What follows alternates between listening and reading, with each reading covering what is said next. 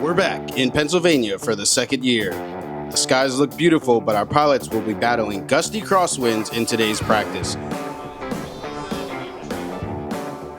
This year's competition takes flight beyond traditional STOL with exciting new challenges like airplane cornhole and precision spot landings.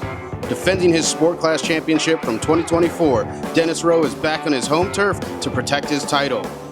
We're proud to bring another unforgettable weekend of aviation to the Western Pennsylvania community. The green flag is flying. It's time for Appalachian Mountain STOL 2025. And welcome to Appalachian Mountain STOL. My name is Cam Walton, and to my left, I'm Josh Richling. Yeah, so things are a little bit different today. So Ryan is currently at home recovering. He's had a procedure done. He's A-OK. We love you, Ryan. We'll see you at Virginia Beach for Heritage STOL. That's right. Good luck to you, buddy. Yeah, but right now he's resting and recovering, and it's going to be me and Josh. Outstanding. We'll try and pull it off. These big shoes to fill, aren't they? It is very big shoes to fill. So we are currently at Clarion County Airport. That is Kilo Alpha X-Ray Quebec in your electronic book, your electronic flight book. Yeah. Having a good time. It's kind of cold right now. 23 degrees Celsius. Yeah. Which is 73, which is up quite a bit from this morning when we arrived here. Yeah. It was a lot more chill, but right now it is. I'm wearing two hoodies, so I'm still cold. Anything under 60 degrees for me is cold. Well, we probably got about a 7-knot wind right to our face right now, which is not helping much. Yep. So for us, it'll help the pilots great. Yeah. Of course, it's a crosswind. Yeah, they'll have a little time with it. All right. Yeah. So today we have something special to present because we are low on pilots. We just have a handful of pilots flying today, so it's not going to be your traditional. We will end up having the competition later on, but we're going to start off with airplane cornhole. Airplane cornhole. This is new, sort of new to me. Yeah. But most people would know it as a more common term that people hear is flower bombing. Yep. So it is a flower bombing competition, but there is a wooden platform out on the runway that they are aiming for. So technically, this is something that the locals have done a couple of times, and then it's been super successful. So we said, let's do it. No, that sounds great. And what's different here is they get to actually score from the outer ring to the inner ring. It's a 15 from the center, then 10, and then 5. So it's not just hit or miss like a typical flower bomb. It's getting scored by how close you get to it. That's awesome. Yep, so we're going to do flower bombing, a.k.a. airplane cornhole, for this competition, and then we're going to do a spot landing competition, so not traditional STOL in the sense of getting as close to the line as possible and stopping as soon as you can.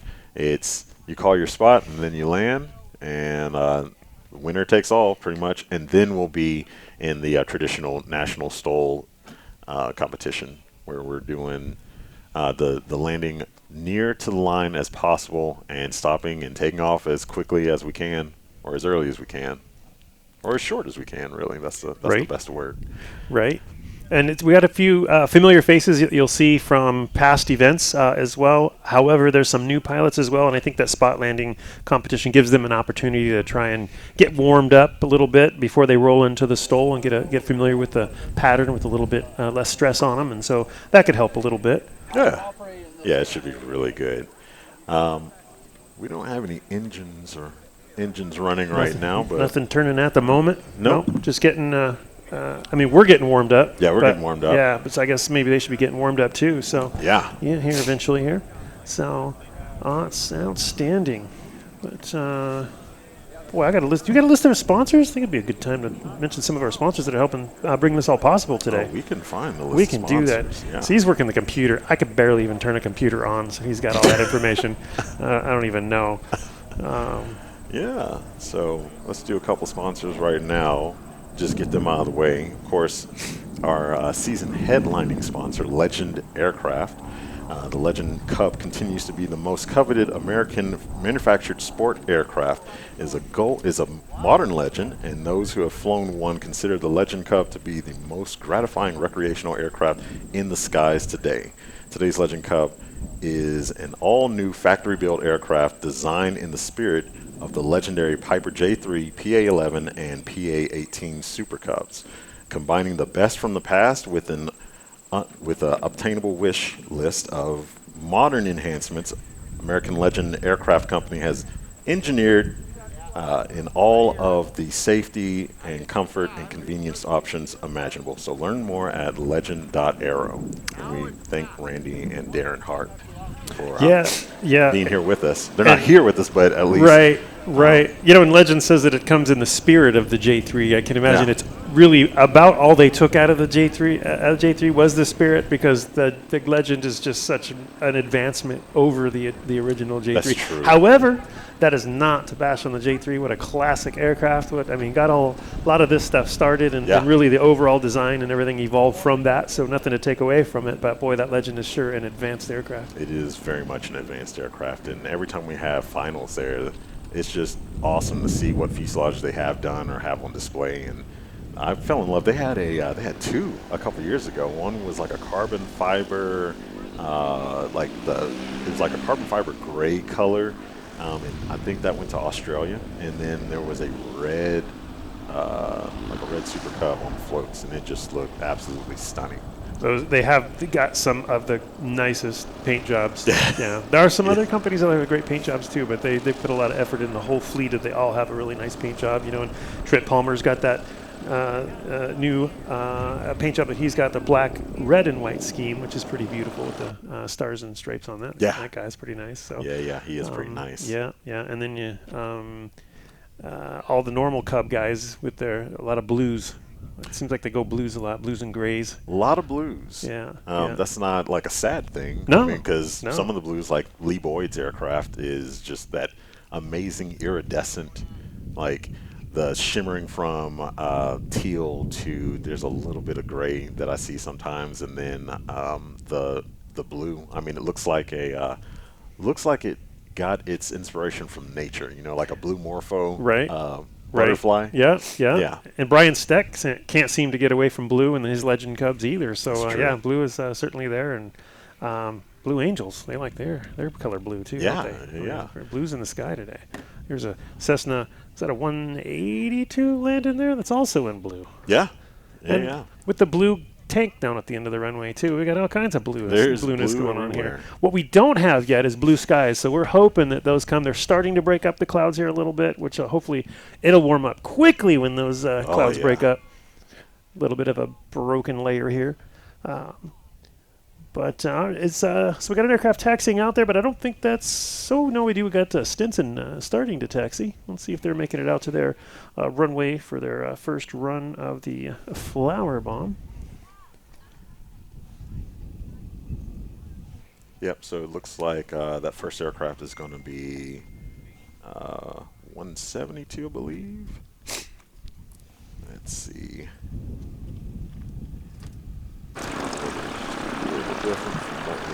Yeah, everything's a little bit different. We're figuring it out here, and after our first run, we'll have it all nailed down here. Looks like we're just going to go on first name basis. So we got Brett. That's going to be in the 172. And then I did see our Stinson moving. Stinson is moving. Now, is that Jay? That is going to be Doug. Doug in the Stinson.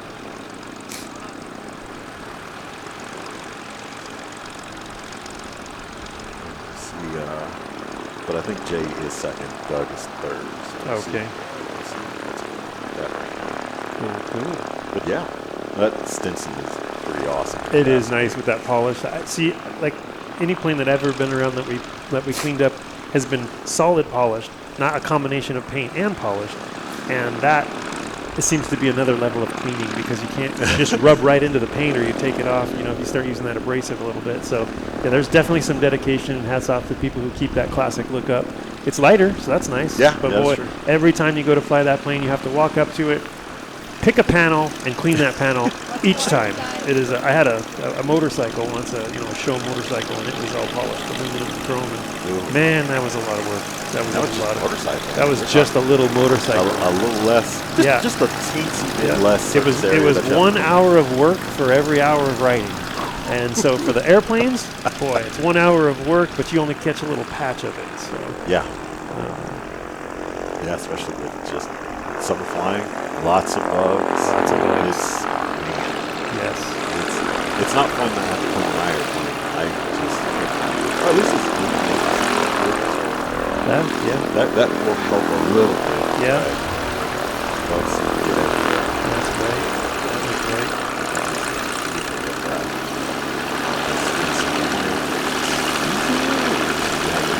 Aircraft. Now those have the built-in slats in here, you know, on the leading edge. On the 108, so if you look, they're hidden. You can't see them, but there's actually slats in the front as part of the wing. There's an open gap in there. I don't know if it's like 3 or 4 feet long, and kind of works as slat. In fact, I don't know if it was one of the first slats or not. I could be wrong, but it's one of the early ones for sure. And it's not retractable, doesn't rotate, but it's just part of the second wing on the leading edge. So maybe later some of our camera guys can get a video of that and show it up on the screen. So that would be good. Yeah, a little sneaky trick there on the leading edge of the wings for the Stinson. It's kind of bringing me back to when I visited you a couple months ago, and when you were working with the Adept team. Yes, sir. And Lee was there, and he had he's got electric Challenger. He's got electric Challenger, yes. Yep. No. It's a Charger. It's the new electric Charger. Oh, okay. Yeah, okay. back to looking like a sports car, not a 4-door. Okay. Yeah. Gotcha. Yeah. Oh, okay. Yeah, it's an actual Charger. Yeah. So. Yeah, that was the disappointment way back in the day when the original Charger came out. I was like, so, 4 doors. So disappointing. So disappointing. But the front of that has that hidden wing. Yes. Yeah. It's very much the same way. You can't when you look at the car from the front, you cannot see that it has a fin on the nose until you are back on the over by the driver's side or either side steering wheel, looking down the hood. Yeah. Then you can see it's actually a pretty big fin, but you can't see it. So the Stinson is a lot like that, in that it's pretty invisible until you're underneath the wing. Okay. Yeah. Now, having said that, maybe this one doesn't even have it, and this is just a total waste of time. This is wasted air. So we'll find out here. Yeah. So it looks like we've got Doug getting into position. Brett should be ahead of him. I don't know who else is turning right now. So the plan for this is that they're going to take off. They have 3 flower bombs, if I'm not mistaken. They get to do 3 runs and come down and drop it down at 100 feet. So from 100 feet, moving at around 70 miles an hour, 80 miles an hour, they're going to need to try and hit this target. And I don't actually know the outer diameter of that target. Did you hear what that is? No, I didn't actually hear, but yeah. Somebody 10 feet from us knows the answer, but are they going to help us? Yeah, no, not at all. They're just going to let us sit here and struggle, and that's good for them. Yes, they're warm. So it's going to be tough, and it's not the pilot dropping the flower or the bomb. It's going to be a bombardier. Okay. Yeah. A passenger. Doing All it. right. Well. That way they can focus on flying. Yeah. Now I really wish we had some of our other competitors from out west, like Theodore. Like you may not know Theodore. He's a skeleton. Yes. In the mall. Yep. Him and his son both fly the same plane. Yes. Those guys are a riot. Derek and DJ and Rick. Yeah, they do quite well. Yeah. I wonder if they were here, if Theodore would be put to work. Yeah. Maybe. I mean, we don't know that Theodore is not offering any type of flying advice. Because he's sitting in there just chilling. Yeah. Theodore the skeleton. Yep. Just drop that out. Yeah. That would be good. Yeah, I'd like to see that happen. That'd be kind of cool. That would be kind of cool. I was at Valdez a couple of years ago, and I think it was Kathy Page that ended up winning the flower bomb in Valdez. Oh, that's awesome. I think she was the one that dropped that out. That was kind of cool. Yeah, Kathy Page has competed with us before in her Carbon Cub. Isn't it E? No, it's an FX. I think she has a FX3. I want to say. I do not know the answer to that. Okay, but number 85, Lunacy. 85 orange and gray, beautiful. Yeah. She built it at the factory with them, doing a build assist. Okay. And, Yep. She's been back and forth to Alaska a couple of times, or at least once flying. I know she was on a cruise last week up there. She sent me a message. That was nice. Jealous. She sent me these lines way out into the ocean. I'm like, you are not flying an airplane. Yeah. Fantastic. Glad to see her back on the circuit here. Yeah, got somebody coming in on final here, Oh, we got probably some for the normal transient pattern. traffic. Yeah, I think it's going to be for the regular paved runway. Yeah, so the airport is not closed while we're here. This is not an air show. This is not something where we can close down the actual airport operation. So you'll see transient traffic that's coming in. If you are at home right now and you want to land on the main runway here at Clarion County, come on, show off your airplane. We got space. Come on down. And, you know, speaking of being open, it's open for all traffic. And right behind us over our right shoulder, you have the STAT Medevac crew. And they're still active and on call. It looks like we're doing touch and goes there in that Cherokee. And so, or is that a Comanche? That might be a Cherokee 6. Yeah, okay. All right, I don't know those.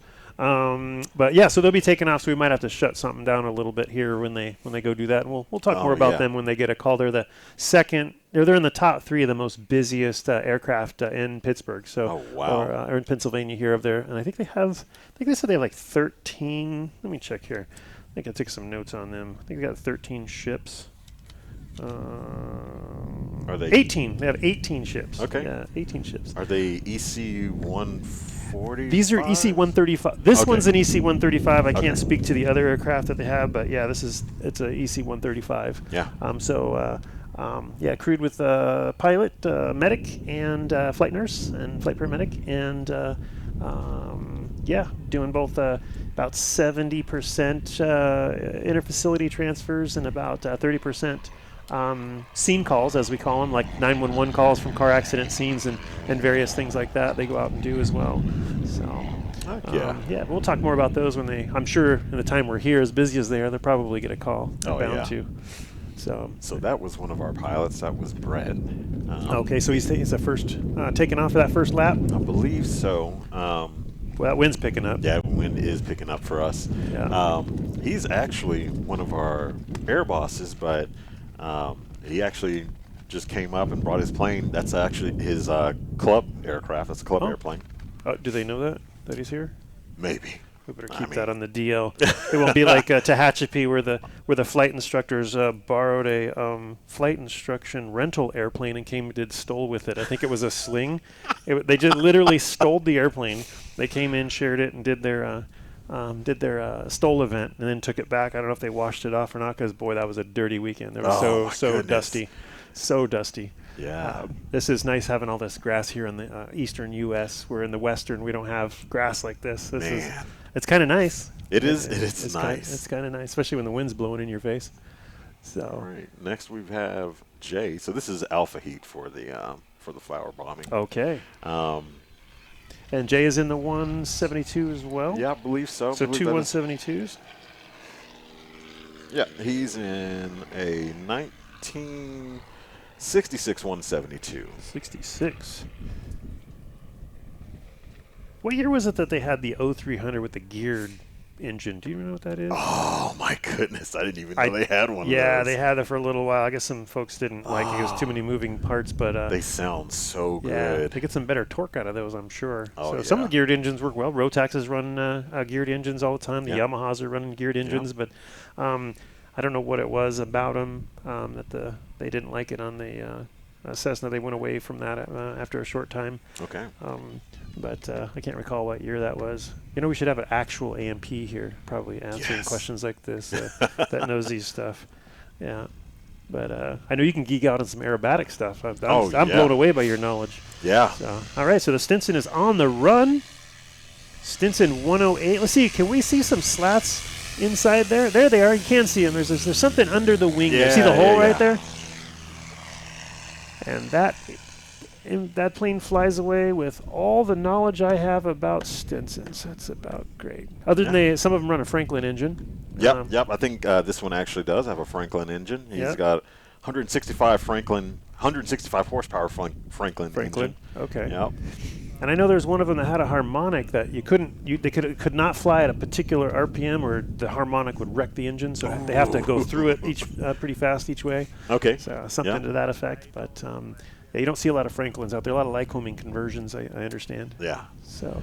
And on Doug's takeoff, you might have seen his VGs. If you're looking for the slats, he's got a hefty set of VGs on the leading edge. Oh, does he? Yeah.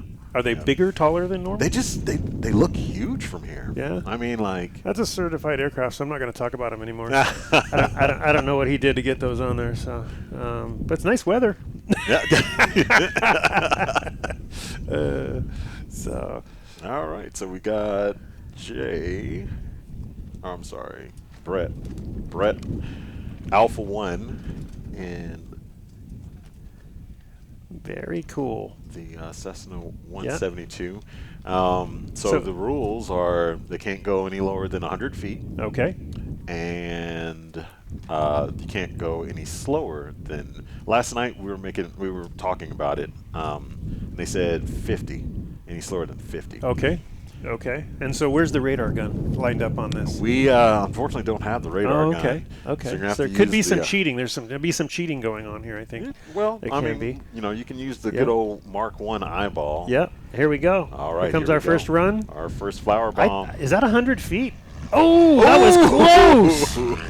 Yeah. That was really close. That was pretty awesome. That looks a little lower than 100 feet. It did seem low, didn't it? Does that count? The old Mark 1 knows. Yeah. Yeah. All right. So the next aircraft was running in pattern to Afghanistan. Yeah. And so he'll be just a second, but the one right behind him is pretty tight. So. Yeah. And that's okay. If that's what they feel comfortable doing, well, I'll send it out. He could be a 747 pilot on his normal days. Yep. Yeah. You know, Or for B-52 for pilot. the antiques or B-52. Yeah. Yeah. Oh, this looks like 100 feet. Yeah. Yeah, I don't think he knows the guy in front of him cheated. Is he yawing? Oh, there we go. Oh, a little short and a little right. Yep.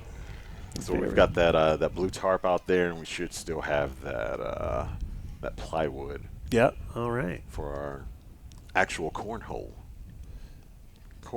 bowl. Aviation cornhole. Yes. You know, I was at Colin Keneva's house and learned about cornhole, and I thought, this is strange. I'd never done. I mean, I know people had done that before. Yeah. And they take it serious over in that part of the country. I had no idea. And since then, I've seen it on ESPN. Yeah. Oh, yeah. Let me say that again. Championships. I've seen it on ESPN. Yeah. Television. And those guys are good. Yeah. Really good. Yeah. Yeah. Colin's pretty good at it, himself. So, yeah. Yeah. So one of the tricks I understand to dropping these out of the aircraft is when you get in, you can use rudder, and then they yaw the airplane, and when it does, it takes the wind off of that area where they can drop that, and it drops down right where they want it to. Okay. Yeah. Whether that's true or not, I don't know. I do make some stuff up, but it gives us something to talk about right now. So. We definitely do that for skydivers. Yep. To drop a skydiver, I understand they yaw to drop those guys out. So that was a little short. All right. So we got Doug. That was Doug's first run. Mm-hmm. All right. And let's see. Let's see if we've got. All right. Don't have any numbers just yet. Yeah. And here he comes on that Afghanistan pattern again, and that's okay. Here he comes. So.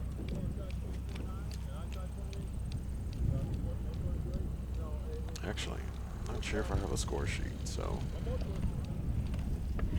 We'll be calling audibles.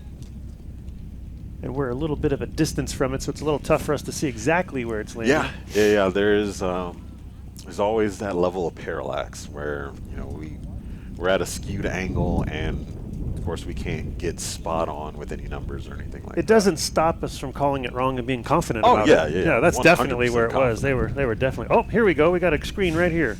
Thank you. And All right. Here we come. And so now we're seeing what everybody else is seeing. And we are on the ground. That does not make for a good flower bombing. That might be transient traffic. That's, Okay. I was mistaken. That explains the Afghanistan pattern. okay. He was running. Yeah. The 172 SP. Thank you very much on that. Yeah. Fantastic. Here we go. That's all it was. He was just spacing for the transient traffic. Yeah. Yeah. A lot of touch and goes here this morning. I guess nobody actually wants to hang around for very long. This is very reminiscent of Russellville. Where, all right. So we just where my airplane is right now. Aircraft swinging wide. All right. Must have lost him in the pattern. Think this is going to be Brett again. All right, we're just a few seconds out from the drop. And bombs away. Oh, a little short. Nice. Little short. I think it's a little left, or a little right, I mean. Was it right? Okay. Little short, little right.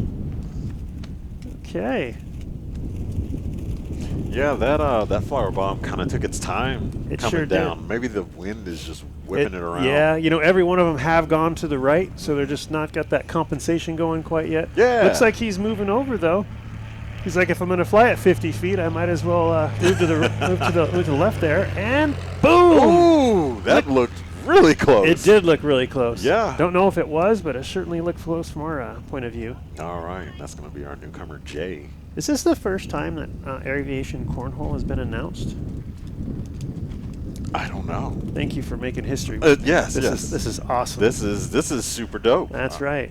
That's right. We probably should have watched more cornhole beforehand to see how the real guys do it. I mean, this is the first time I've actually seen it with aviation aircraft cornhole. Right. Like, they were talking about it last night because it happened not too far away from here with the EAA chapter. Okay. And it seemed to be a good hit. We also figured out that you don't fill up water balloons all the way and toss them out of airplanes. They will crater.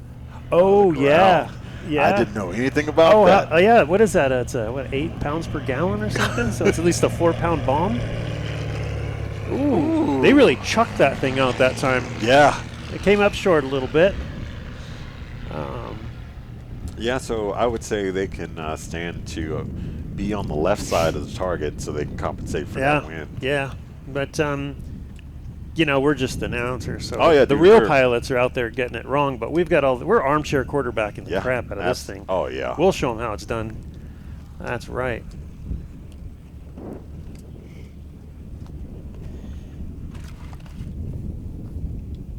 Looks like my view is... I don't see the next aircraft coming in quite yet. Next aircraft. No.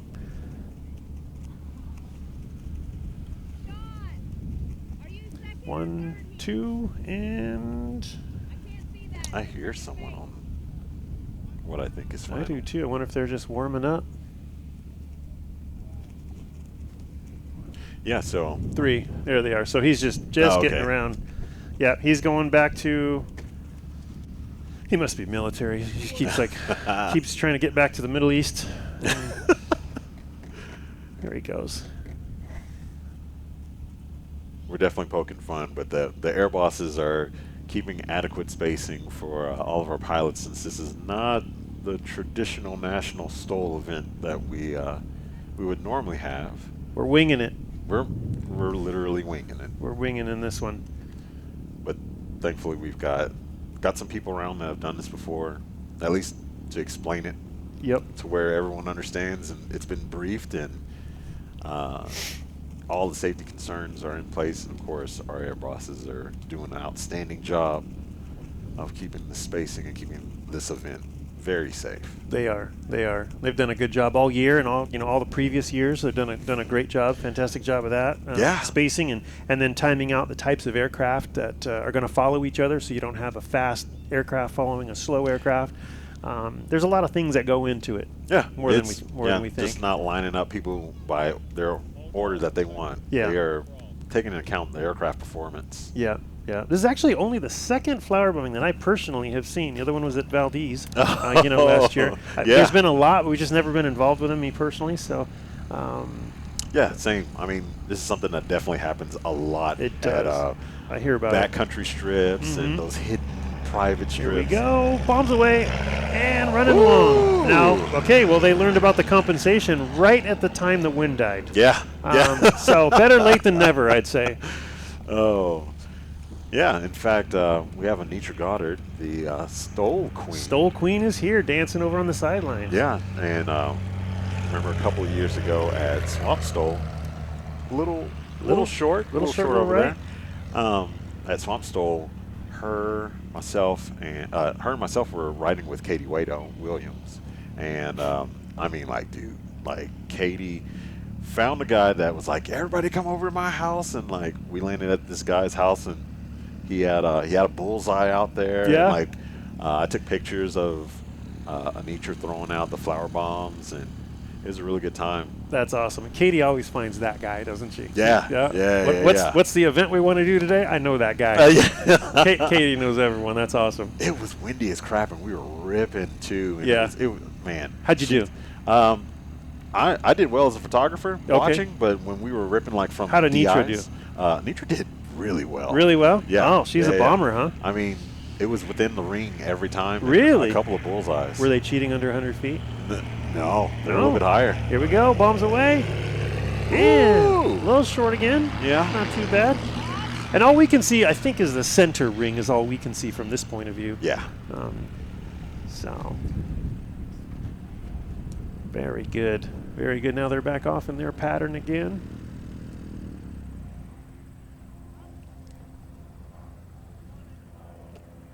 Yeah. So for those of you at home that wanted to get into flying, these the two aircraft out there that you see flying, the 172s, the Cessnas, the high wings, not the shiny silver one, but the other ones are one of the most common aircraft that you'll fly as a student and that you'll be training in. And so that's what it would look like. When some of the advantages of that plane, having that high wing, is the visibility, and that's why the backcountry folks like, partly, and of course it doesn't hit the brush either. Yeah. But having that high wing, when you look outside that window, you can see everything. There's not a wing in your way.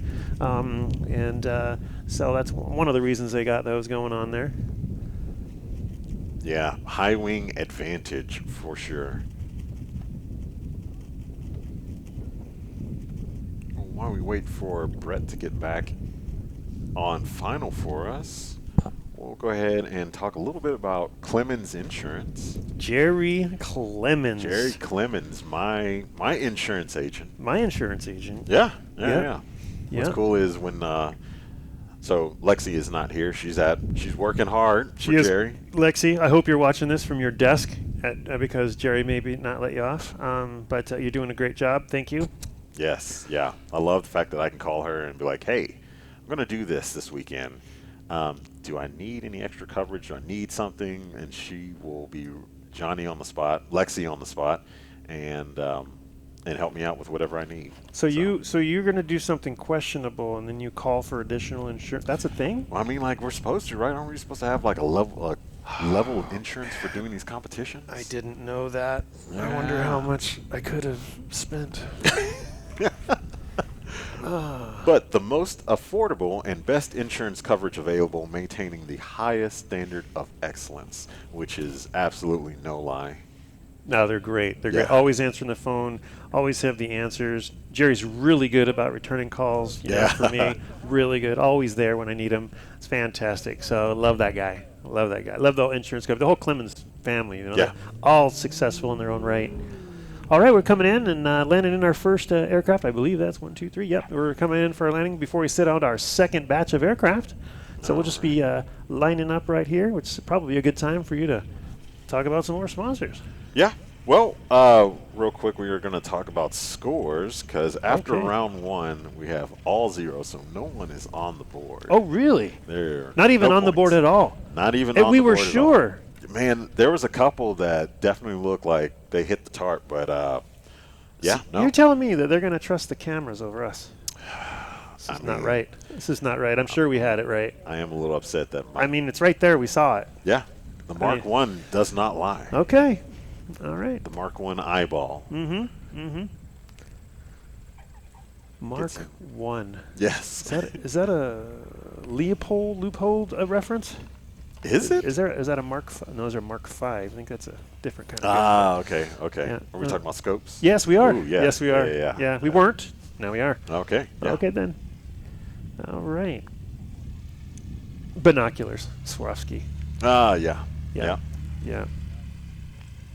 I know what Swarovskis look like because it's my drool on the case around the windows, around those. So I look at them quite closely. So. All right. So we got Brett. I don't know who his passenger is. Actually. Oh, that's a good thing. I don't really know. His passenger might be one of our production crew's moms. Oh, cool. Cool. That's a nice thing about the cornhole, I got to call it aviation cornhole, is that you do take a passenger with you. So it gives someone an opportunity who has never flown before to go kind of get out there and do the thing with them. Yeah. So get to enjoy it and no skin off your back, and so pretty cool. Yeah. And then if that's Jay flying, then I believe who's sitting in the left seat is Kelly, unless she was flying and Jay was the bombardier. Uh-huh. And then we have Doug coming around the corner in the Stinson. He gave us a nice grass landing.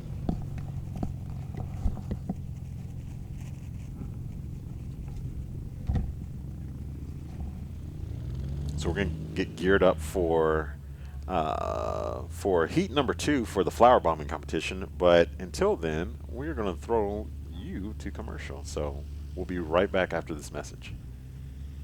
Connect with pilots worldwide. Watch your flights unfold with accurate terrain, scenery, altitude, ground speed, time, and flight path. Improving your wind situational awareness by reviewing your flight path with wind data. Invite friends to join you. Debriefing with peers is a blast.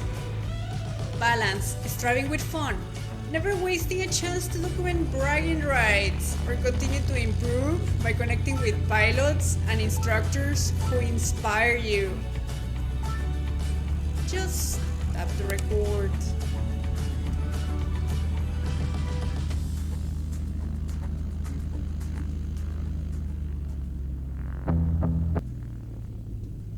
What's up, Av Geeks and STOL Freaks? Welcome to Lone Star STOL here in beautiful Sulphur Springs, Texas.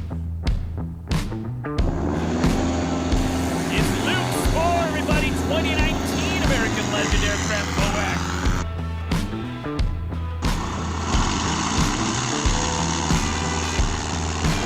A round of applause for Chuck Olmstead. In the gray and orange Medevac, Brian Shirley, everybody.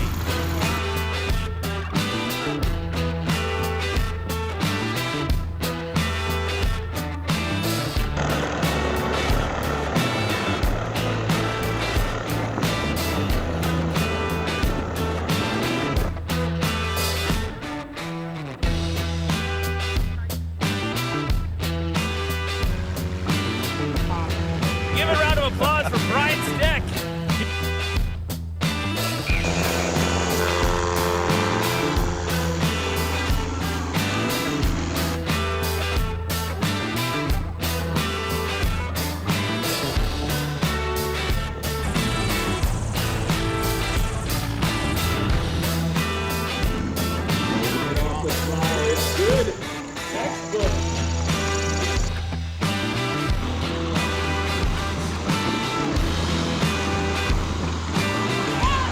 You might be sub 60 feet on that one. It's an unlimited class. It's what you've been waiting for.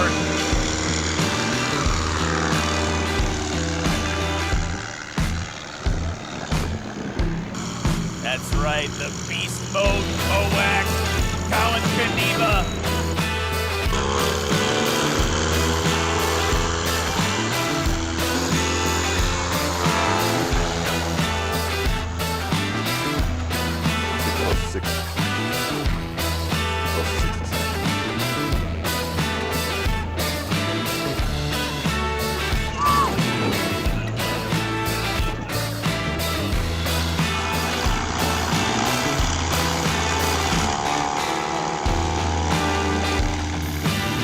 Oh my goodness gracious. Frank Knapp showing that he deserves to belong here.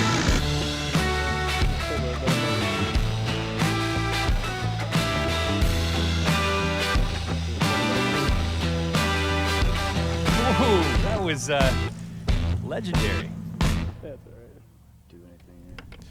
And welcome back to Appalachian Mountain STOL in Clarion, Pennsylvania. My name is Cam Walton, and to my left is Mr. Josh Richling, Mr. Tundra Tailwheel himself. Oh, that's right. Yes. That's right. See, Yeah. normally, I got this little guy this little guy right here, and I'm the Wild West guy. Yes. And Yeah. today I'm like the Wild West and the Tundra tailwheel guy. Yeah, I guess so, huh? Yeah, so in case you're just joining us, we just had our first heat for the flower bombing / aviation cornhole, or aircraft cornhole, whichever one we're going with. We have no pilots on the board right now, so no points for the flower bombing competition.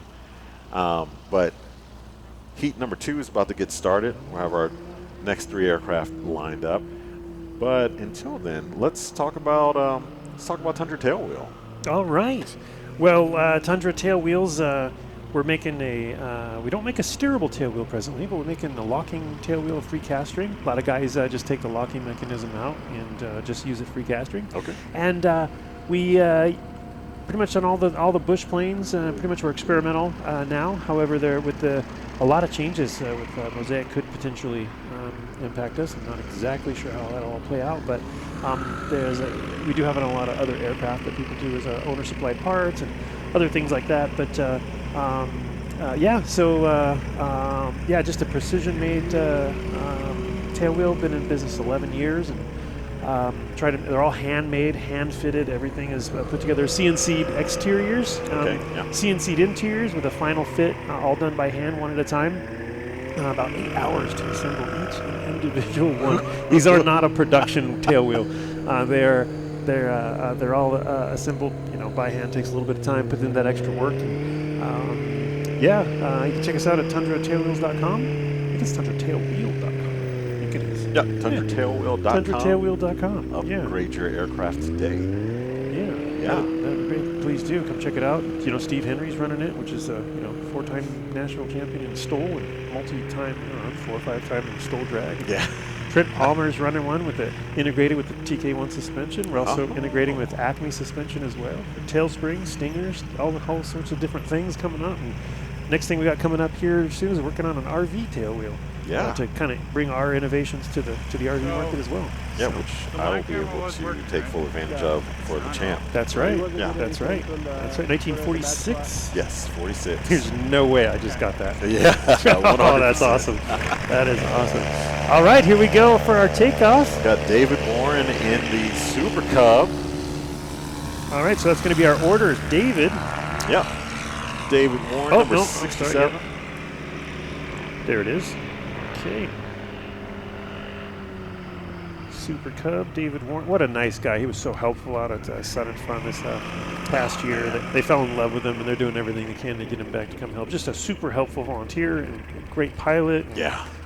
Just a great all-around individual, as most everyone is here, including Matt here, who's coming up in the Yamaha-powered Kit Fox. Matt Dorsey. Yeah, Matt In Dorsey. the Apex-powered Yamaha. Apex. Or not Yamaha Kit Fox, but yes. It is actually Yamaha Kit Fox. Well, yeah, I guess it is. But these next 2 aircraft are both Yamaha-powered. Yeah. And these are Yamaha engines that were pulled. These are the Apex. So these ones were removed from a snowmobile and converted with the gearbox created by Skytrax and Teal Jenkins, and put those together. And you get they're a little bit lighter than a traditional engine, and significantly more power in being naturally aspirated. These are not the same engine that Steve Henry runs. He's running the the newer 3-cylinder model. These ones are potentially could run a lot more power. Yep. I've heard of these running 900 horse. These are not doing that, but you wouldn't want to put one of those in an airplane.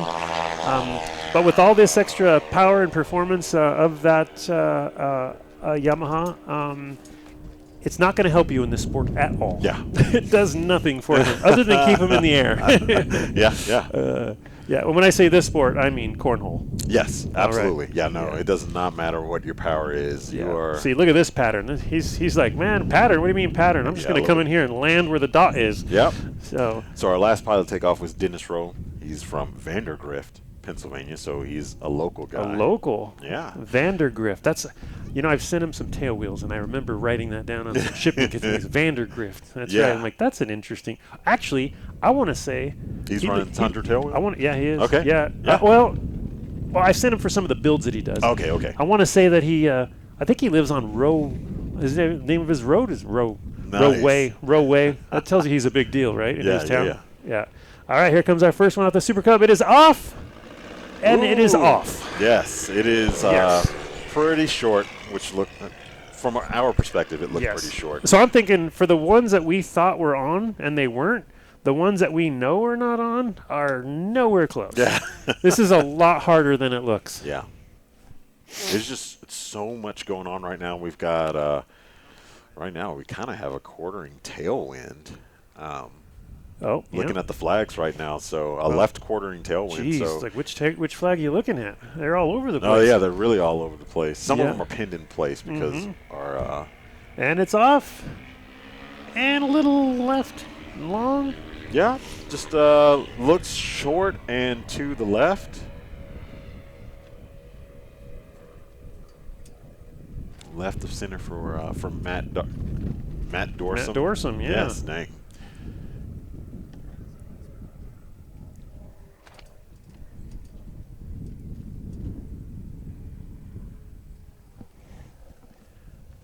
All right. All right, next Denny? up. Yep, Denny Rowe Dennis Rowe.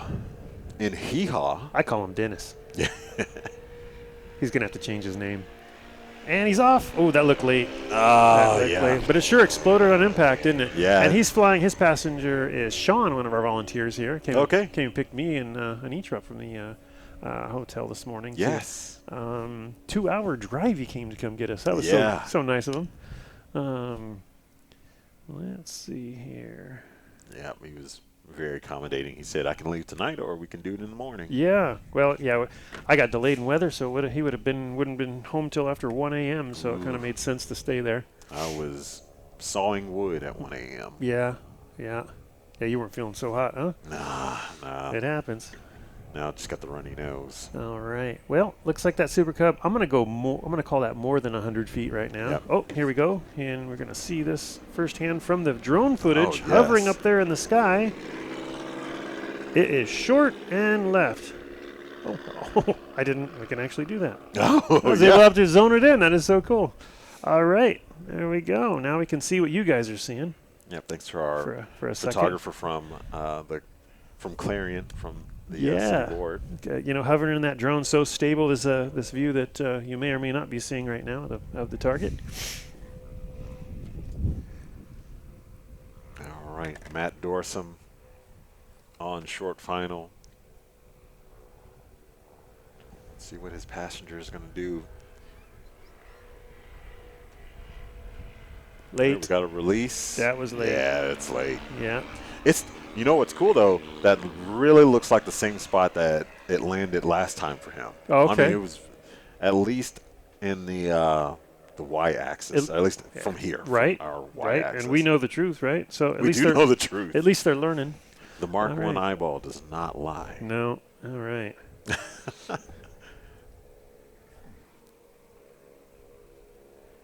All right, Dennis Rowe in Hee Haw.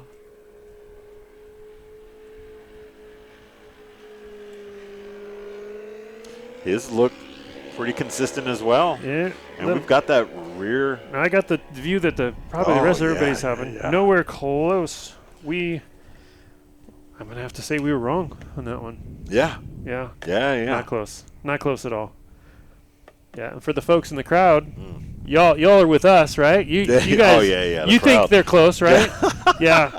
That's right. They're right on. That's right. Apparently, this camera, they're nowhere close. Yeah. Yeah. It looks good to me too. I agree with you. That's our team over there. Yeah. All right. Well, it's perfect.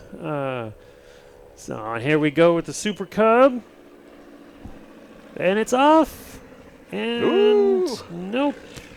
Yeah, still no points on the board so far. This is our second heat for the flower bombing competition. Mm-hmm.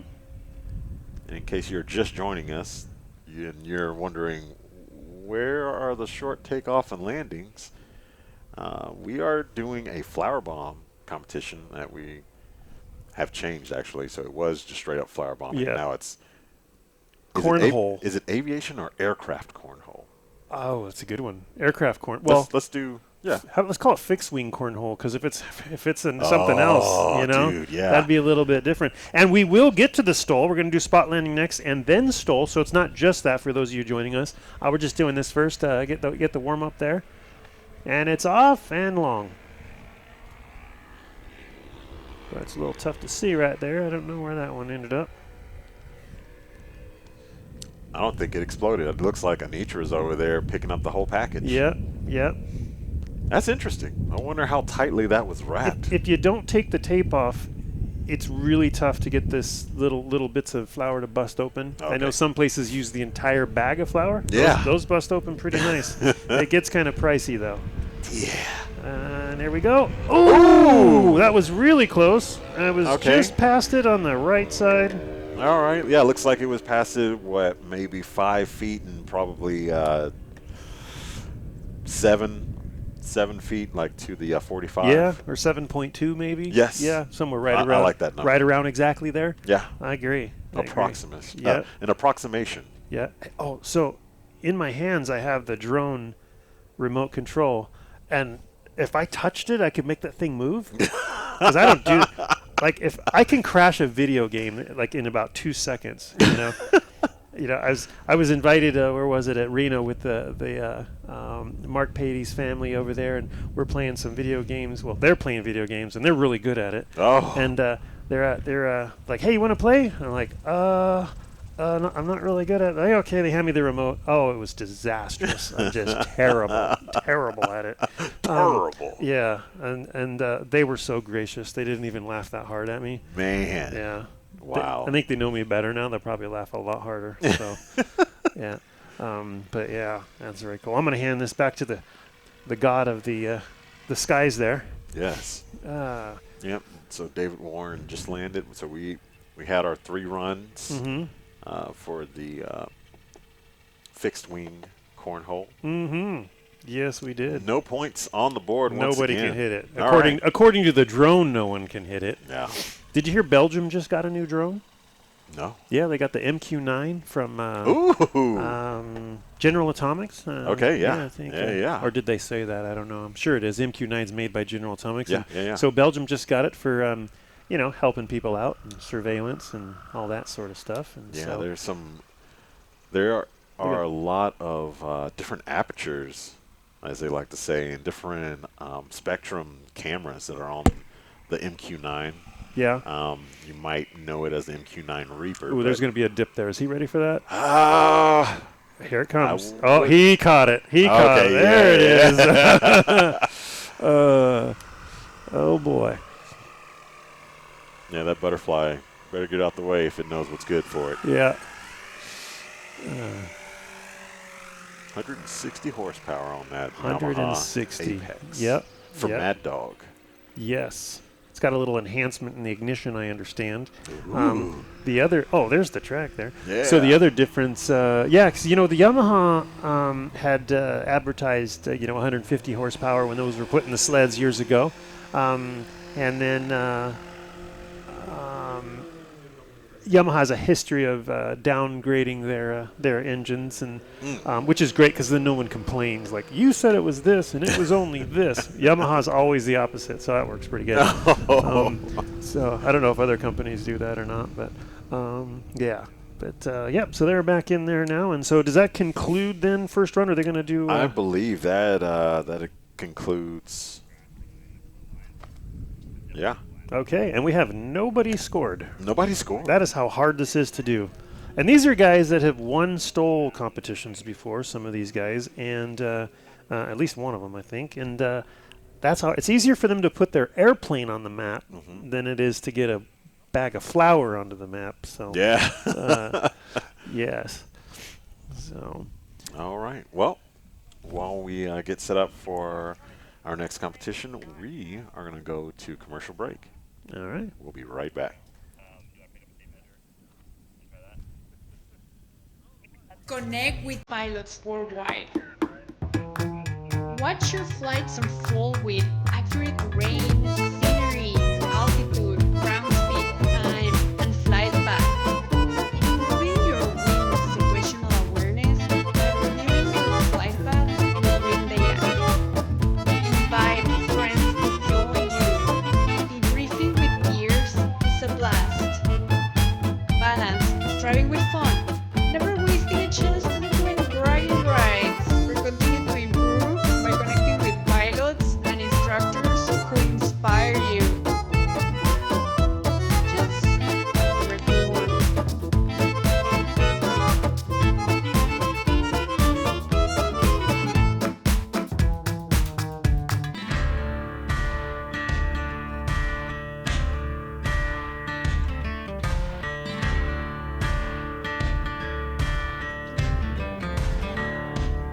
It's a kind of a different experience buying a Legend Cub because you're buying from the owners of the company.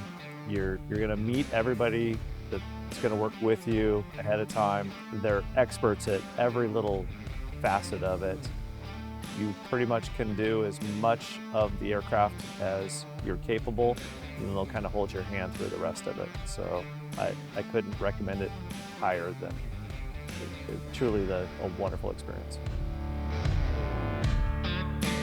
You show up and you watch how all the fuselages are all TIG welded, and their processes are second to none. They build by far the nicest airplane, lightest componentry, great styling. Ron, their painter, is spectacular. It's not like any other buying experience. You are truly buying into a family. A lot of longtime employees. I'm friends with a lot of the guys that helped build my airplane. Legend Cub owners typically buy an airplane and never sell that airplane. You won't find very many of them used for sale on the market. I think you get a slightly different owner with a Legend Cub. It's not just an airplane to them. It's a piece of art. It's a piece of them. It's custom designed and built for them. Any option you want is available. Hard to get much better than this.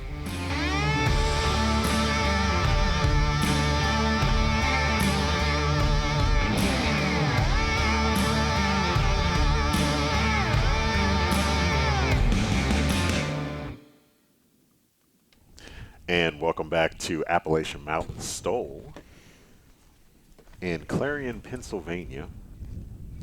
We have just concluded the flower bombing, aka what we've been affectionately calling it as a fixed wing cornhole. Fixed wing cornhole, I like Fixed wing that. cornhole, yeah. Okay. Yeah. It's a new word. It is. And so now what we're getting geared up for is the spot landing competition. So they're going to get 2 touch and goes, and then land on your spot on the 3rd go. So the first 2 they're not having to I think stop. It's because it's one of those counts because it's a landing. I got you. I got you. A little slow over here. No. Actually, Okay. I don't know if it's just that, because it could be that, right? It could totally be that. You don't actually They don't need have to stop. Yeah, That's true. Yeah. So spot landing competition is going to be different from our traditional STOL competition, where as opposed to landing as close as you can to the line or taking off as short as you can, you are just calling your spot, just Babe Ruthing it, just calling your shot, and then going for it, and you don't have to stop. It's literally just a spot landing competition. If you land on your spot, then you get points. I don't know how the points are going to be divvied out, but we're going to get them from race control, and then once that's done, they're going to have 2 touch and goes, and the last one is going to be full stop landing. So what's tougher about this, I imagine, is that as a judge, you have to know when they touch down, whereas in traditional STOL, you only have to know that they made it across the line and that they come to a stop, which is really easy. So this is a tough one. Yeah, this is really going to be tough. A little bit tougher. They're going to put a lot of time in with the Mark 1 eyeball for sure.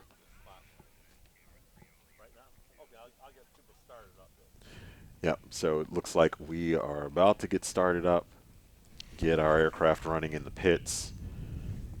And this is all 1 heat, so this is not going to be 2 heats like our last competition was.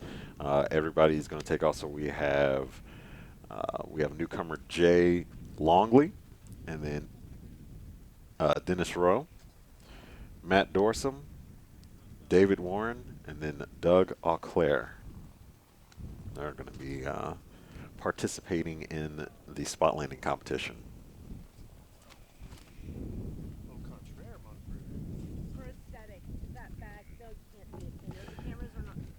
And if you can't tell, it's cold out here. I mean, I am bundled up. I've got two hoodies on.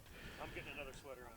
Yeah, Josh said that he's getting another sweater on. Like, it is. I was looking forward to some 70s, somewhere in the 70s. When the sun is out, it's great. But we are more than just partly cloudy. And so once the sun gets obscured, we are just dying. Yeah, it's largely that wind when we're sitting still not doing anything. Okay, so right now Race Control is letting us know that they are flipping the measurements for spot landing. So we'll get started here in just a few minutes. Flipping the measurements. What does that mean? I think we're talking about, well, maybe we're switching lines, like switching sides. Because if they were taking off from where we were earlier, they're going to have a left quartering tailwind. Yeah. So that wouldn't be conducive to, I mean, honestly, it doesn't matter. Well, it's still going to matter for a spot landing competition because you're going to get blown further past the spot that you really want, right, with the tailwind. Yeah.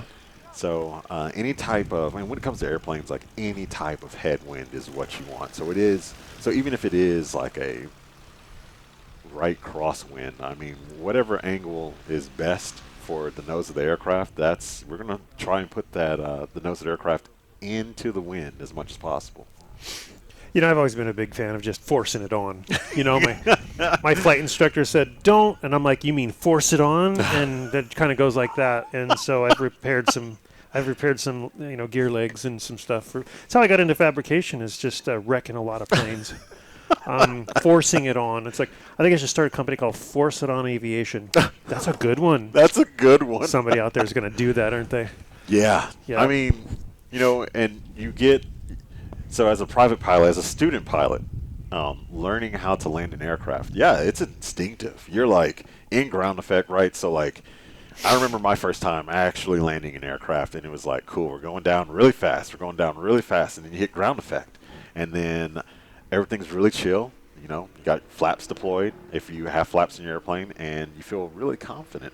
And you're like, you know, we're only like 5 feet, maybe 2 feet, looks like. Let's just chop the power and just push the stick down. And it's not what you really want to do too often, if ever, unless... See, now you sound like my instructor. You know, I'm like, I thought it was a good idea. You keep saying it's not a good... They're like, it's not a good idea, and you're going to hurt the... Whatever. I mean, you know, if you have big tires... Technically, you're right. Okay, you're right. Technically. But, you know, honestly, if you are learning in like a big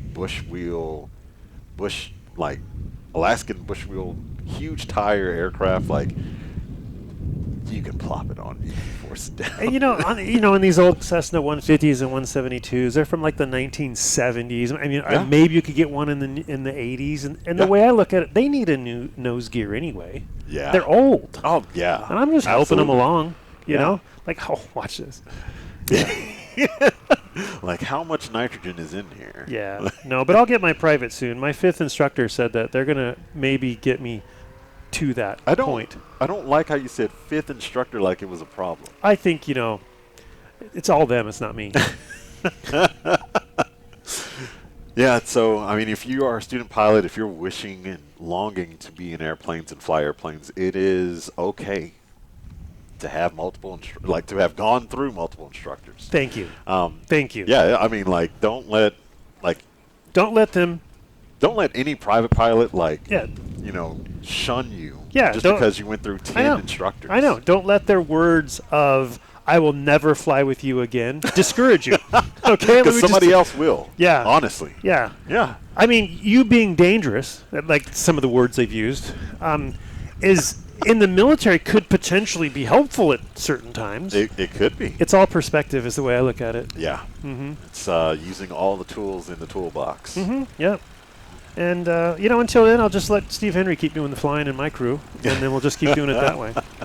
So we've got a, is this a 182 straight tail? That looks like a 172 straight tail. Okay, it is a little tiny. I'm winging it. 172. Doesn't it look small? The engine looks small. Yeah. What do you think, boss? 172? Rock, paper, scissors. What is it? I'm going to go 172 straight tail. Yeah. And beautiful aircraft. And like you were saying, forcing it on, I mean, you're going to notice it in these airplanes because they have like 6 and 8 inch tires. You're going to feel it. Mm-hmm, mm-hmm.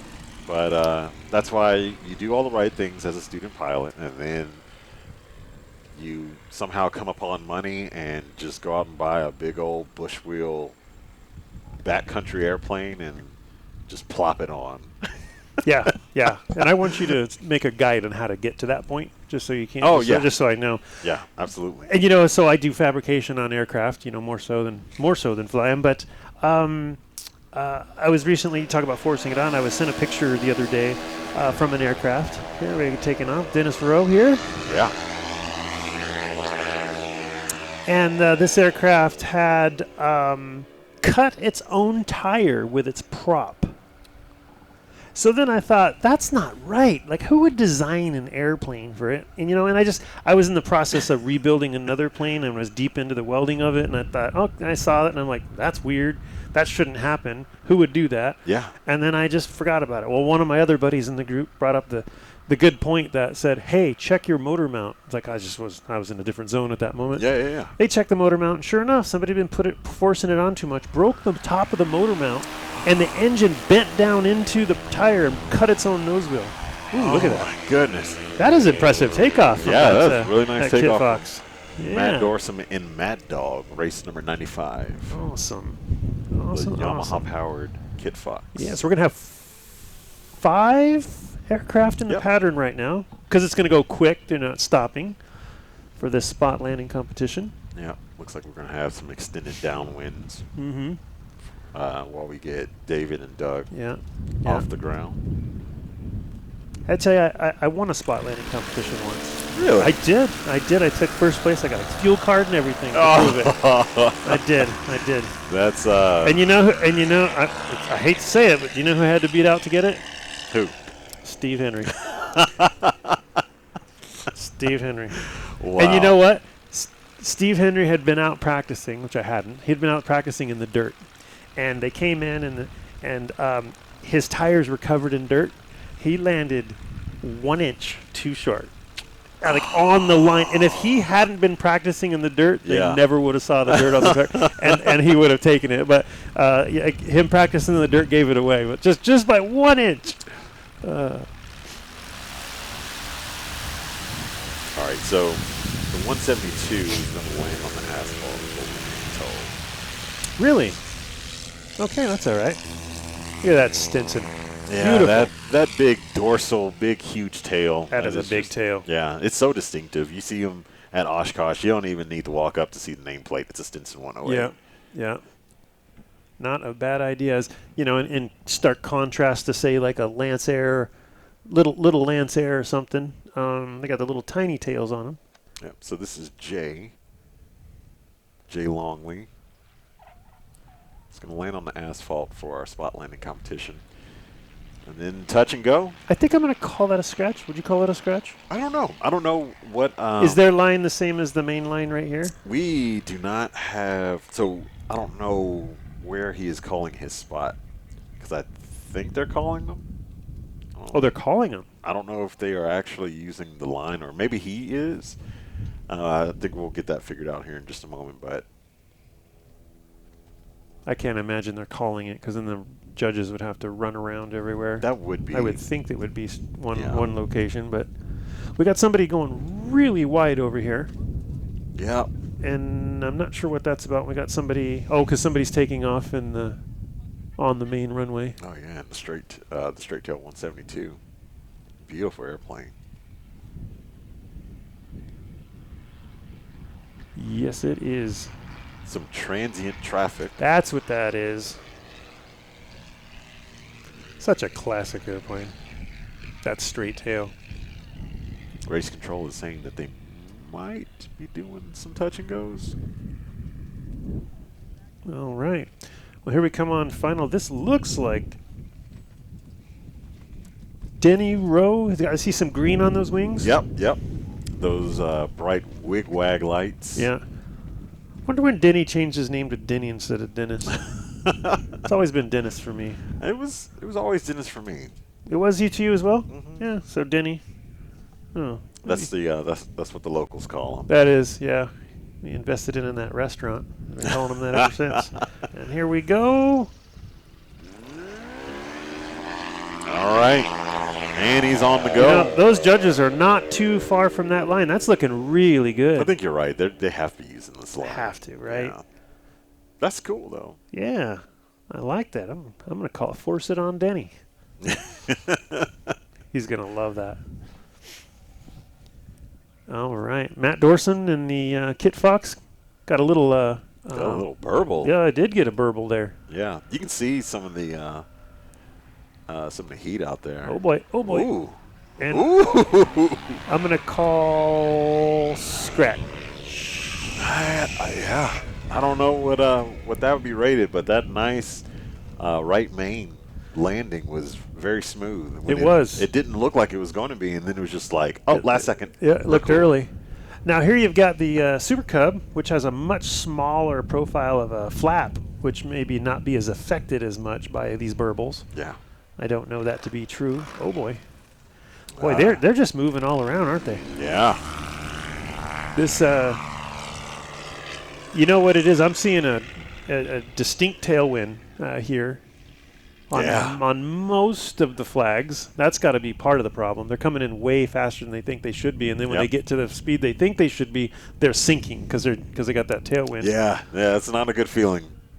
What's the term they call that there at the airports? You know, the real pilots, they call it like wind shear. Wind shear, I think they call that. That was smooth. Yeah, and speaking of That was thin really, flaps, that was I mean, really smooth. the flaps on that Stinson are giving me like 170A, like just very anemic looking. They Yeah. just don't look very huge Yeah. in comparison to the chord line of the wing. Do you remember the 140, Cessna 140? Yeah. Those flaps are nearly useless. Absolutely useless. The 120 didn't have them, so the 140 they added them, and like that's got to be better than that, and you'd think it would be. Okay, so All right. I can log both of those landings. Yeah. Um, little pilot-induced oscillation. It's okay. You know, when you're in a tailwind, that stuff's gonna happen. Yeah, You're just trying seriously. to stay afloat. Yeah, that is not a negative mark. I mean, And this isn't a weak tailwind either. These flags are really moving. I'm gonna yeah. I'm calling 10. I'm going to agree with you. Yeah? Yeah. Yeah, 10, and that's tough to do. I'm going to use my electronic flight book real quick and see if I can get local weather. We don't have weather here. Yeah, even Denny's having a tough time staying in the air. Wow. Yeah. Yeah, this is challenging conditions. So Yeah. those of us that aren't pilots or student pilots learning, like you're witnessing a tailwind. Pilots do not like, the airplanes don't like landing in tailwinds. Yeah. If this continues, you know, at least they're carrying a lot of airspeed with them. But if this continues, when we move over to the actual STOL portion of it, I'm sure we're going to be moving over. We'll definitely switch to this runway. But when you're getting pushed, that's what's happening right now. Like you are used to a sight picture, you're used to an airspeed, and then all of a sudden you're getting pushed by the wind. And so your landing spot that you're thinking of, because what happens is you call a landing spot. This is like normal landings. You see your spot, and then you usually touch down within 200 feet of that spot. Nailed it. Nailed it, yeah. Matt Dorson in Mad Dog, the Yamaha Apex powered Kit Fox. So yeah, you're used to the sight picture, you're used to airspeeds, you're used to seeing the world go by at a certain rate after you've done way too many landings to count, and then all of a sudden the wind is pushing you. And you're like, yes. I'm going further than I want. It's not. Yes. Okay. Okay, All we right. just got informed that we are not changing runways for STOL. So, All right. yeah. Yeah. So it's moving around too much. Yeah, circling around too much, and so we'll wait here in a second. And like, for example, right now, it looks like the wind died at this end. Yeah. Still moving over there. Yeah, the windsock over here looks nearly dead. Gosh, yeah. Yeah. And a lot of that has to do with these trees, I'm sure. It comes over the trees and switches directions. Yeah, yeah. So he's saying it's not worth switching at this time because it's moving all over the place. So, and they are in control. Yeah. Absolutely, the boss man's. What So, they yeah, say that's goes. Jerry Drew approaching us, letting us know about the Yes. wind conditions and that we are not switching that runway. And he so, walked 100 yards over here, so he meant it. Yes. He's like, I'm going to let these guys know what's up. If I'm going to walk that far, they're going to listen to me. And we did. That's right. He is the boss. All right, we got that last 172.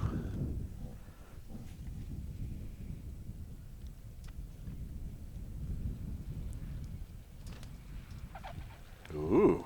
Couple little bounces. some 3, bounces. 4.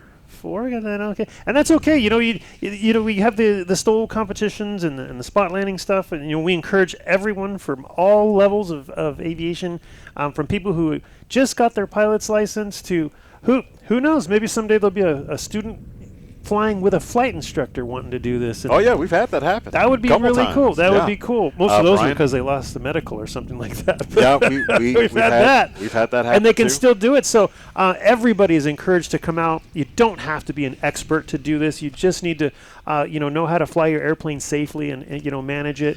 And so there's Denny there showing us Denny how just not whipping to. it around. Yeah, he's like, ground loop what? Yeah. He's like, I'll fix this. No, Denny is running our tail wheel there, the Tundra tail wheels Yeah. on his plane. So he's able to totally free castering. He has no steering, and he had that much control at that speed with a tailwind. It can be done.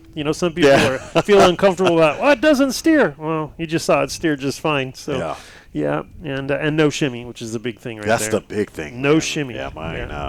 Yeah. Yep, mine will tend to shimmy at times. but Yeah. Usually that's my own fault, landing too fast. Yeah. Just letting the tail settle down. Right. A little too early. Yeah. Not me. I just force it on. See? Yep. There you go. Force it on John. Plant it.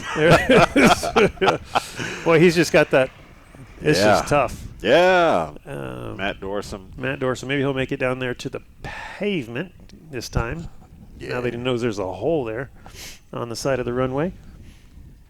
Boy, his Super Cub's rocking. Look at that wings rocking back and forth. Look at that.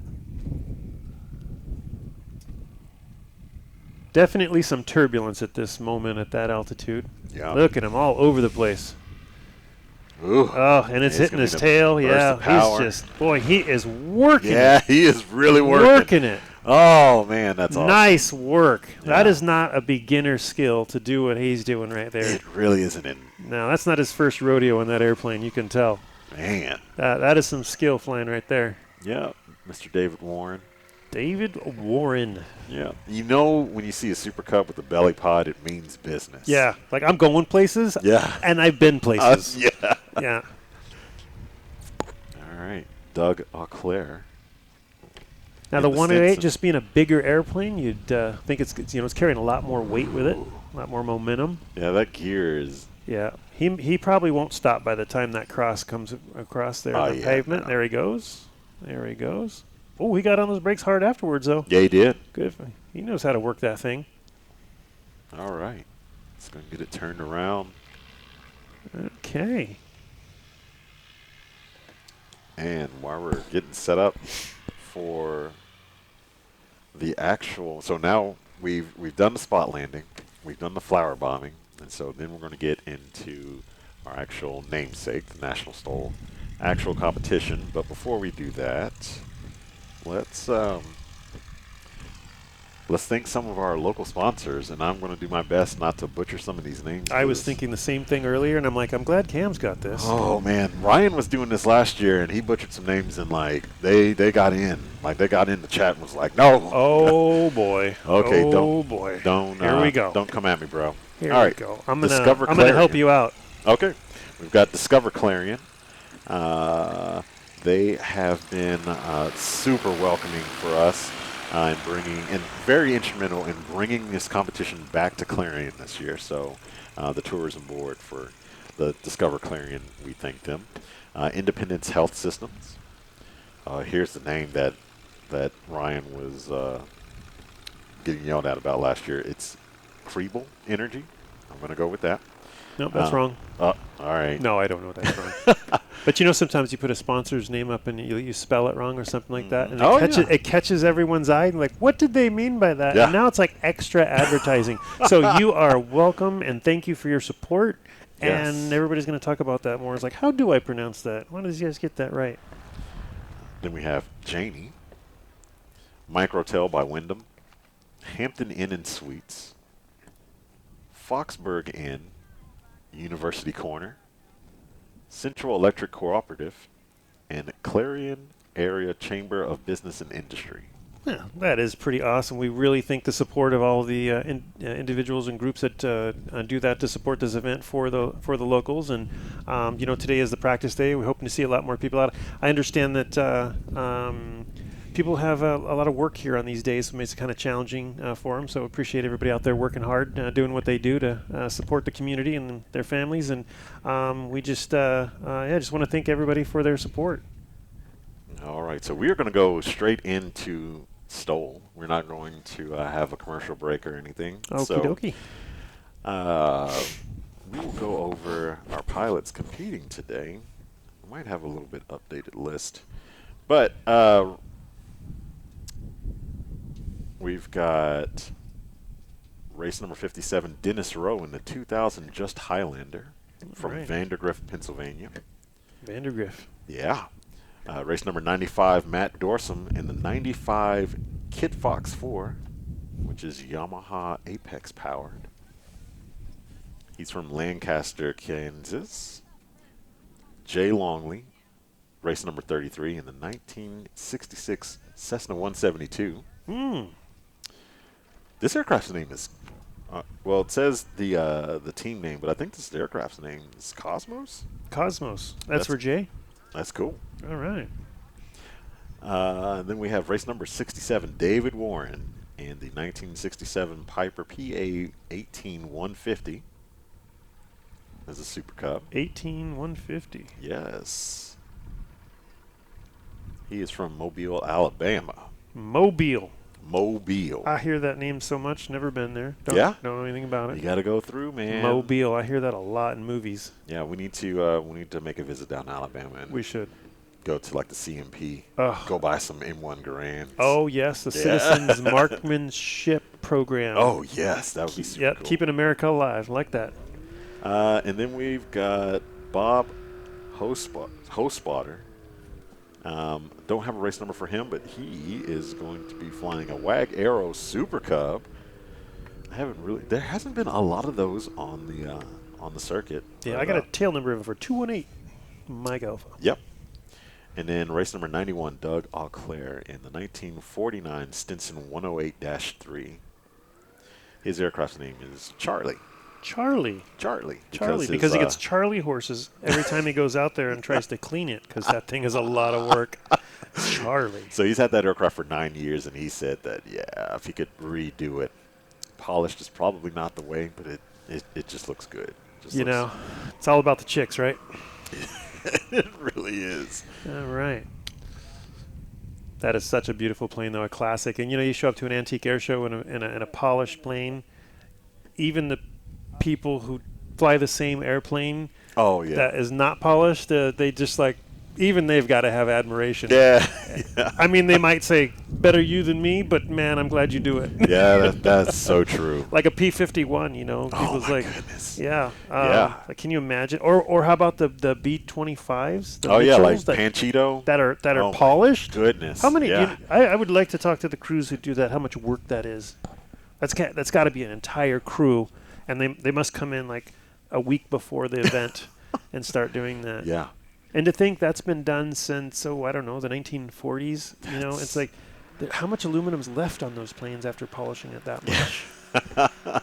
Man. It does have to be thin. Do they do a punch test on aluminum like they do fabric? I would be lying if I said yes or no, but I wouldn't imagine. Yeah. There's got to be some type of test. Maybe a real AMP out there could, share with us. Yeah, chime in the chat. In the comments, yeah. All right, so Dennis Rowe up to the line. Race 57, 2020, Just Highlander with the Apex power. This is a naturally aspirated Yamaha engine. And look at him go. Ooh! He just leaped off the ground. He kind of had a headwind. Yeah, he did have a headwind. For that moment. Oh, man, and we don't have any cones on the other side of the runway, so I can't even guess. Yeah. Well, we don't know, do we? Yeah. And I don't have a score sheet, so we are going to be shotgunning it right now. So Mount Dorsum in the 95 Kit Fox 4. This is of the classic Kit Fox folks. This seems to be the model of aircraft that I see a lot of people that are really, really experienced high time pilots, and they're flying around Kit Fox 4s. You know, it's Yeah. like they've got Cubs, they've got other aircraft. Like, why do you have a Kit Fox 4 of all the different models? And every one of them says this was the last really great maneuverable airplane. It's the lightweight one. You know, and traditionally as airplanes go, they get bigger Yep. and they get heavier. Yep. And they said this was the one that stayed light, and as soon as they went to the next model, it got heavier, and inevitably it got more sluggish. However, Yeah. they'll carry more. You know, this is kind Yeah, of that. And that's for people who trade-off. like the plane really sporty, that's the one they like. And for people Yep. who want to go places and camping and do stuff, they can still do that. But the new models after that probably have a little bit more carrying capacity and little bit more capability. But maneuverability, that 4 is where it's at, is what I understand. Yeah. All right, Jay Longley just taking off in the 66-172. Yeah, and Dennis Rowe showing that he's never had any interest in flying for the airlines. Coming in here, turning at about 50 feet before the final runway landing. That's how you do it in the backcountry. Yeah. Wonder if we're going to see a heavy slip here in a moment. Yeah, look at that. He's just sinking. He doesn't even need it. Yeah. He's got some pretty good flaps, as you can see on those wings there. Taking more than half of the wing, as opposed to some of those, the original Cubs would have a little bit smaller flaps. Yeah. We're talking about the inboard control surfaces that you can see that are down on the trailing edge of the wing. That was he scratched, but that was a beautiful landing. It was so It was good. a gorgeous scratch. I mean, that's one of the best looking scratches I've seen. Yeah, yeah. He just set it down just perfect. Yeah, that engine just sounds It is so unique, good. isn't it? Yeah. So those engines can turn 10,000 RPM on takeoff. You know, it's like about a 4-to-1 in those gearboxes, and so the prop's still turning at its normal speed, but those engines can scream, producing a lot of horsepower. Yeah. So that's where you get that 160 out of a naturally aspirated engine that still only weighs 220 pounds. So this Kit Fox is getting a little slow. He's going to get some, if he hits those burbles, there it is. He had to hit the throttle and get back up again. Yep. Now he has flapper on, so they extend the whole trailing edge of the wing. They do. That was a nice landing. He got on That throttle was a right. very nice Yeah. landing. Oh, Anitra, is she clapping? She Was that a clap or a that X? looked like a scratch to me. That looked like a scratch. It looked like an X. Strike that. All right. So it is tough to judge the landing in this air. When the air's moving all around, nothing's consistent. They don't really know what they're doing as far as, like, what's the wind doing right now? Yeah, and that's generally just what happens when you have a tree line that's pretty close. Yeah, it is. Or a tree line that's on airport property, period, is going to cause the winds to whip. You know, it happens at Sun and Fun every year. You know, they get in the evening show, and the trees stop at about 3/4 of the way down the course, and the planes will hit that, and the air completely changes, and it makes it really, really challenging. So, but I'm going to say that these pilots have executed those landings just superbly for what they're given. Although they scratched, they're keeping it safe and landing on there very smooth. All right, Jay Longley. So he's using the asphalt runway. He's one of our new pilots. He is using the asphalt. We were all talking last night before you got here, just about experience and just being safe and wanting to compete and contribute, but also like just making sure that, you know, the pilots are comfortable as well as everybody on staff and the air bosses. So, you know, we're happy to have Jay out here because this is intimidating now. I remember when National STOL started and I didn't know anything about STOL. I was just watching on YouTube the Central Florida Classic, and now, you know, there's so many eyes, there's so many competitors, and everyone is pushing the envelope of the sport. That's right. Especially these two guys running the Yamahas. If you see a guy running a Yamaha, it kind of means they're serious about competition. Yeah. There's other great engines out there too. Right. Other great right. engines. You know, there's the Rotax units have done really, really well and continue to do really well. Yeah. But typically when people spend that kind of money on an engine, they want to kind of, hey, let's just keep this stock. We're not trying to modify it or anything. It's a little complicated. Yeah. The guys that typically run the Yamahas are like, hey, let's just change everything. So let's go for it. We're going to do it. So there's a little bit of a correlation there, and people really trying with these. So when you see that, it's like people take a second look. Ooh, we got up there yeah. quick. Yep. Yeah, those slats are really helping him. He's one of the very few aircraft, Kit Fox aircraft, that are running slats. And I would say running slats successfully. What's different about that aircraft is that it is also running the piggyback STOL kit from Snake River Bush Planes, and that is a unique wing. So that is different than most of those aircraft. Okay. I think Brian Bowen's running one of those, if I'm not mistaken, and they've had really good success with their takeoff distances. It adds a little bit of weight, but the weight that it adds is negated by the way extra lift, and they're still landing shorter. So anything you do to a plane, adding to it, you're going to add weight. But if you can make it up either in power or in lift capability, and that plane seems to be able to do it. And so hats off to the creator of that wing, kind of bringing it back maybe to the Avid Fly original design perhaps, or maybe even better than that. Rich Kimball is the creator of that. That's the brainchild of that wing right there. And then adding the slats on that certainly doesn't hurt. So I was doing a good job there. Yeah. I love this steep approach. This is how we do it in Idaho in the backcountry. Coming in steep because you got tall trees, you got tall mountains coming in there, and that's the way to do it. And Denny's showing us he must have been back there a time or two, I'm guessing. Maybe so. Yeah. I mean, I would say some of this backcountry flying out here in Pennsylvania looks to be pretty challenging. It does. It does. As well. Plopping it in. Nice landing. Yep. We got double thumbs up from Anitra. I must say, I don't see slats on Denny's plane, and I don't know that you often see. He's got cuffs. He's running cuffs. I think those are perhaps the Steve Henry cuffs on there, but I don't see a plane land that slow, adjust aircraft, and without slats. Yeah, he's doing yeah. a really, really good job getting that angle of attack in by adding tail weight and all that, and he's doing just excellent with what he's got there. Yeah, and so what we're talking about with the slats is essentially, I call it a wing in front of the wing. That's true. That's a good way to think of it. And it's going to allow you to have a greater angle of attack at slower speeds. And so, watch Matt Dorson plop it in. That's a scratch for Matt Dorson. It's okay. He's safe. Yeah. All right. And the wind died down. So it did. Yeah. It just dropped out. He's probably expecting one thing and got something else. Yeah, because if we would have had that rear quartering tailwind, that would have been harrowing. Yeah, sure. yeah. But yeah, so with the slats, like they allow you to have just ultimate control, if you will, at slower speeds and at greater angles of attack.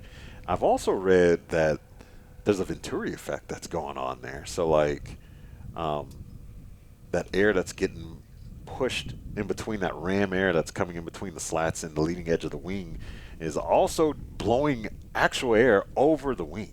Yes. So like you're getting, it's kind of a cheater, really. It's just kind of like, when you stick your hand out of the window and like you make different shapes with your hand and you can feel the air, like, you can feel it lift your hand, or you can, feel that stopping motion.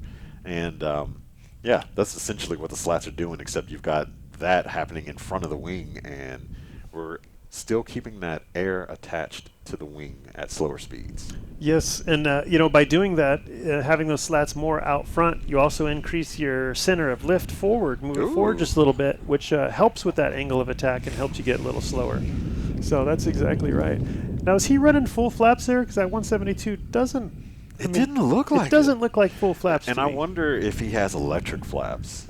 And he's starting to bring them up. Yeah. That could be. It looks like they're still down now. Yeah. I have electric flaps in one of my planes, and I love it. It's super easy to just like push the button and here it comes and forget about it. But you cannot get them up or down fast enough. No.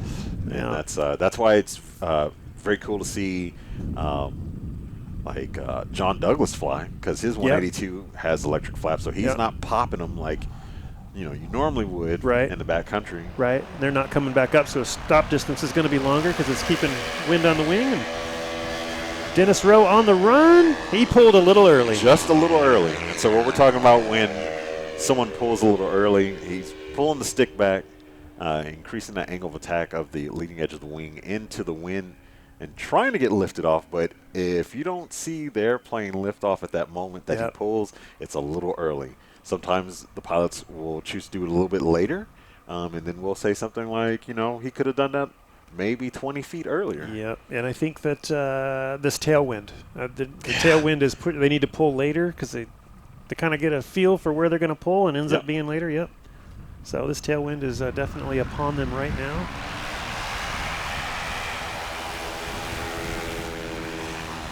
Oh, he got it. Yeah, that was perfect. Right on the money. That was right on the money. Yep. Yeah. Yeah. Now, if he can make a matching landing on this run for Matt Dorson, that would really set him ahead.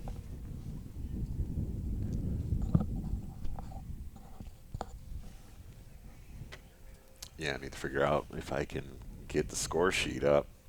Usually we have like a laptop. Ryan's running the laptop. Yep. And he has all the links, and I haven't seen the score sheet in a while because it's usually right in front. Yep. Yeah. I'm not going to say why.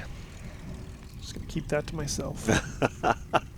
I'll go check with the boss man. All righty.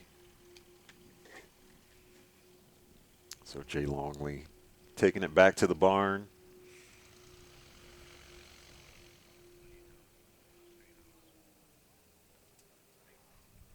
Matt Dorson is he is on downwind right now. He's number 2 for landing. Right now we've got Dennis Rowe.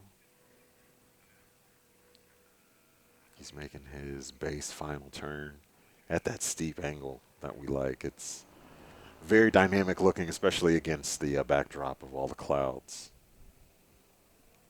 So he's swinging it around right now. You'll see him, his flaps deployed. He's just getting it gauged in. And you'll hear him modulating the throttle. When he introduces more throttle, he's going to have a little bit further distance of lift. Looks like that's a scratch. Which, folks, these are challenging conditions. So, like, we see scratches, we see long takeoffs and landings. Like, it's okay because they're doing what they can with what they have. Anytime you're getting pushed on takeoff or landing, you're gonna go further than what you intend. So,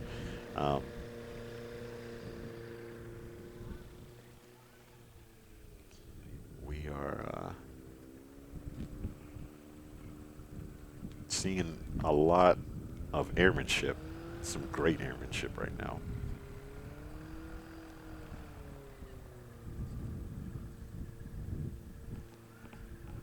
Matt Dorson on final right now. Flapperons deployed. It is looks great. Looks like a good landing. He's going to get it stopped.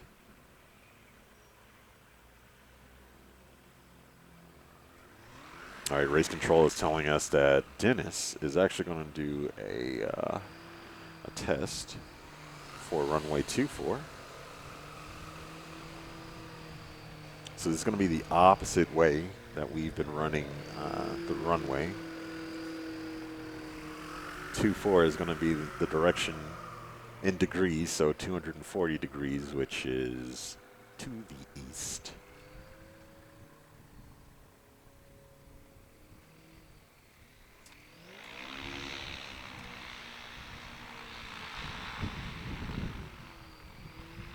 All right, he's getting in position. He is on the line right now. He's going to take advantage of this right quartering, or this right crosswind.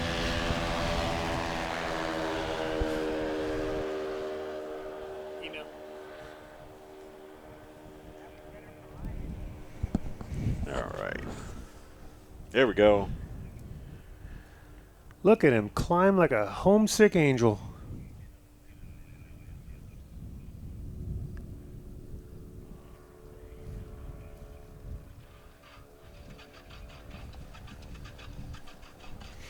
All right, so now I have scores. We can see who's better than who. So in this first heat, we have Matt Dorson in first place with a combined total of 265 feet. 265? Yeah. Number 2 is Dennis Rowe with a combined total of 293 feet. 293 feet for Dennis Rowe. And then Jay Longley with a combined total of 700, which is excellent for that 172. Him being a first timer with us, like, Yeah, that is not bad at all. we're usually accustomed to seeing like what the max score sometimes in those situations, where it just tops out at 500. Right, right. So I mean, like for him to be scoring 700 in his shortest combined total, that's excellent. Because it could be 900 or 1,000 very easily. It could be. It certainly could be. Especially with him on the asphalt. So good things coming from Jay Longley in the 66 172. All right, so Dennis Rowe is on short final. We would say that's a scratch, but he is actually just testing the runway to see if it's feasible for us to switch runways. We weren't going to, but the wind is so variable right now, so we might as well take advantage when we can, and we'll figure out what's going to happen with that here momentarily.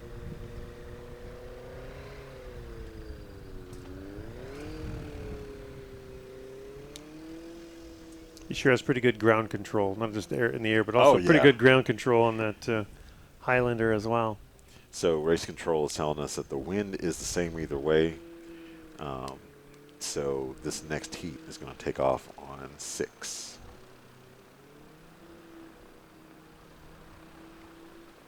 So we're going to continue in the same direction that we have been. Boy, it's just that wind is just all over the place today. Yeah. Looks like it's very low right now. Right? Like it kind of died down. And here it comes again. Yeah. All right, I see the Super Cubs, 2 Super Cubs spooled up right now. All right. And so while we get them all set up, let's talk about Lift Aviation USA. Some of our pilots are sporting Lift Aviation helmets.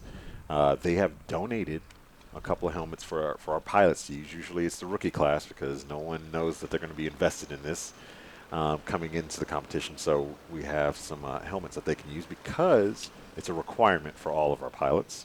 We've had some experienced guys show up without a helmet recently and need them as well. We have. Hold up the competition for a little bit, but it's okay. That's all right.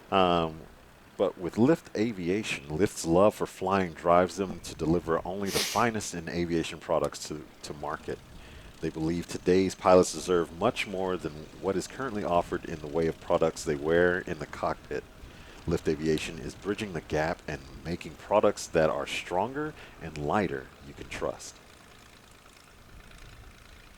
They are stylish. They're probably the most stylish helmet. They really are stylish. They are. I mean, like, I'm mad that they're stylish. Yeah. You know, like I'm such a function over form guy that you know, I mean, you can't turn your nose up at them. They look good. You look cool wearing them. You know, especially the carbon fiber, the model that they have. I think it's the AV1. I might be making that up, but I remember that they do have a carbon fiber helmet that looks very like it was giving me some Green Ranger, like Mighty Morphin Power Ranger vibes.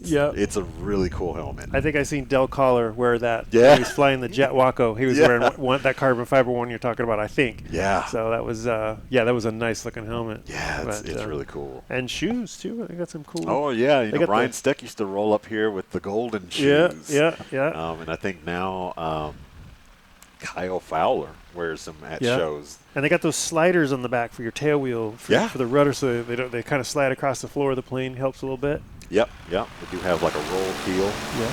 All right. Looks like we got green flag and go means go. And David Warren is on the roll. Oh, that was good. That was great. I mean, he pulled just at the right time. Was not too early by any means. 1967 PA 18-150 Super Cub. And so here's the competition here in the WAG Aero Super Cub, if I'm not mistaken, with Bob Hospodar? Yes. Hospodar. And for that takeoff for David Warren, that was 200 feet. 200. Yep, so that is the third shortest takeoff we've had today. Look at that tail squat down. Yeah. That the WAG Aero Cub looks so good. Yo, look at that. You don't see that very often. You don't see that very often. No, that thing's got some power. Yeah, so the mains left the ground while the tail wheel was still touching. And they're going to measure from where the mains last touch. It's okay that the tail wheel is up there. He's got smoke, too. Look at that. All right, Bob. Nice. Yeah. Got Nice. a smoke system on the WAG Aero. That was nice. So one thing that hurt him is you'll notice that the wheels bounced a couple of times before he left the ground. And Yeah. that is a real hindrance. If you can get those mains to stay on the ground until he's ready, you'll get your distances a lot shorter. 199 feet on that takeoff. Not from bad. Bob Hospodar. Or Hospodar. We'll figure it All out. right. Doug Auclair in the 49 Stinson. He's off. Alrighty. We're going to see what that number comes in as. So right now our numbers go to 300 feet. They might just call it 5. Yep. That's what I do. It's easy. Just call it 5. Yep. We're good. 5. Yeah.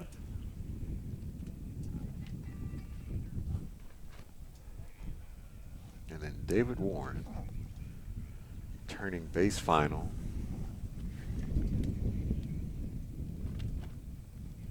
Yeah, it's interesting. These certified Super Cubs really identifiable at a distance for you and I. Yeah. With the much shorter flaps than some of the newer experimental ones. They Yeah. decided, let's go with the. And when you're getting really slow, you don't want to be using those ailerons anyway, so you don't need ailerons out there as aggressively as originally thought, because now you should be using the rudder instead. Right. And so that is David Warren across the line, good to go. So with the ailerons, so when you're this slow and you're on final, your ailerons are mushy. And what we're talking about are the outboard flight controls. So if you're looking at the wing right now on the trailing edge, they're the flight controls that'll be moving about a lot, when you're seeing them on final. They're very mushy. They don't have a lot of authority because there's not a lot of wind going over them. So you need to be focused on using the rudder, and that's something that's really counterintuitive to a lot of pilots. Right. And it needs to not be if you're flying a tail wheel. Yeah, it really does or not flying need to be. slow in general. All right, we got a couple of bounces. Yeah. From the WAG Aero. He must have gotten a good tailwind right when he sat down. Yeah. Yeah, that was kind of out of his control.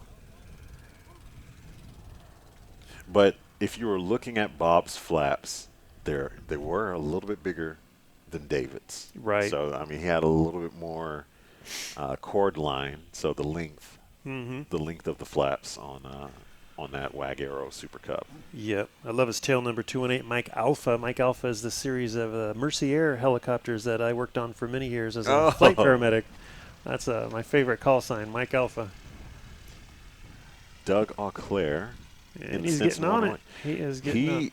So, yeah, it is not often you would see one of those beat out a Super Cub. So, he definitely caught a tailwind there, but outstanding job. So David Warren on that last landing was 230 feet for a combined total of 430 feet. That puts him in third place. We've got Bob in the WAG Aero Super Cub. His last landing was 550 feet, so that puts him in fifth place with a combined total of 749. And then we have Doug in the Stinson 108, 500 feet on takeoff, 550 on landing. That's good. Yeah. To be able to get them both, consistent like that. It doesn't matter if he's sixth place. Like, that is consistency. It's consistency, and he's flying an aircraft that really is not geared for this type of competition. Nope. And he's doing it smooth. Yeah. And there's an award for most consistent. So that's something he could look forward to. Yeah, and also, speaking of most consistent, don't forget that you can vote for your favorite pilot. So if you like Doug's, Stinson, Charlie, you can vote for them at nationalstol.com/vote. They will get a prize at the end of the competition for being the most popular, essentially. That's right. Homecoming court. Hey, do you and I count for I mean, most we're popular pilots. pilot? Does it mean you have to be flying? I think it means you have to be flying because Ryan, we tried to jump in on it ourselves, and then Oh, you weren't on the board. They can't vote for you. No, they can't vote for us. Okay, I got you. All right. Well, that was a good takeoff there. Yeah, from by David David. Warren. He got up pretty quick. That is going to be 191-foot takeoff, so his shortest takeoff so far. Right. And we're at about, what is the elevation here? Let's see. Elevation here is going to be 1,458 feet. 1458. So, altitude isn't an issue, so that's not what's causing it to be long. The DA isn't really an issue because it's cool. Yep. This is just all going to be tailwinds that are pushing these guys down. Of course, this looks like a headwind right now. Ooh. All right, I'm Bob. going to say he pulled a little late on that one. I would say a little late. I mean, Yeah. really interested in seeing what the judges are going to say on that, because I would say that was a sub 300-foot takeoff, Yeah. but I feel like we're going to see 300 feet. He cut his air pressure in his tires down by half. He could get that distance down quite a bit, which is Oh, shocking yeah. because you'd think, well, lower angle of attack, but boy, if you just get rid of all those bounces, it's remarkable. And they're doing a good job out there judging, because that was a 245-foot takeoff Okay. from Bob. All right, Stinson, here we go. Okay, big dorsal fin Stinson. Yes.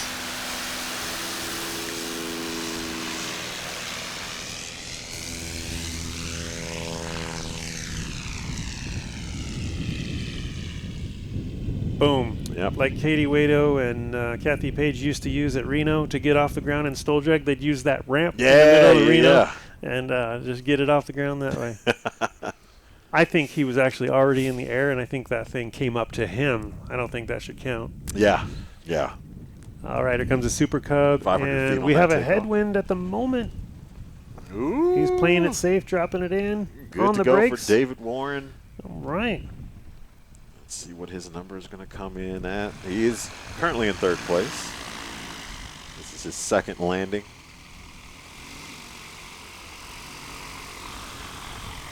$207 feet on that landing, so his combined total is now 398. Still keeps him in third place. All right.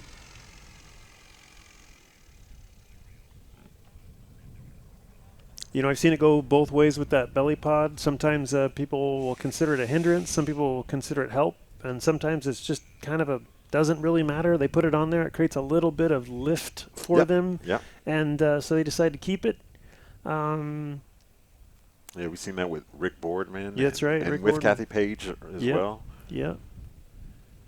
Boy, look at it, Burble just moving around there. Yeah.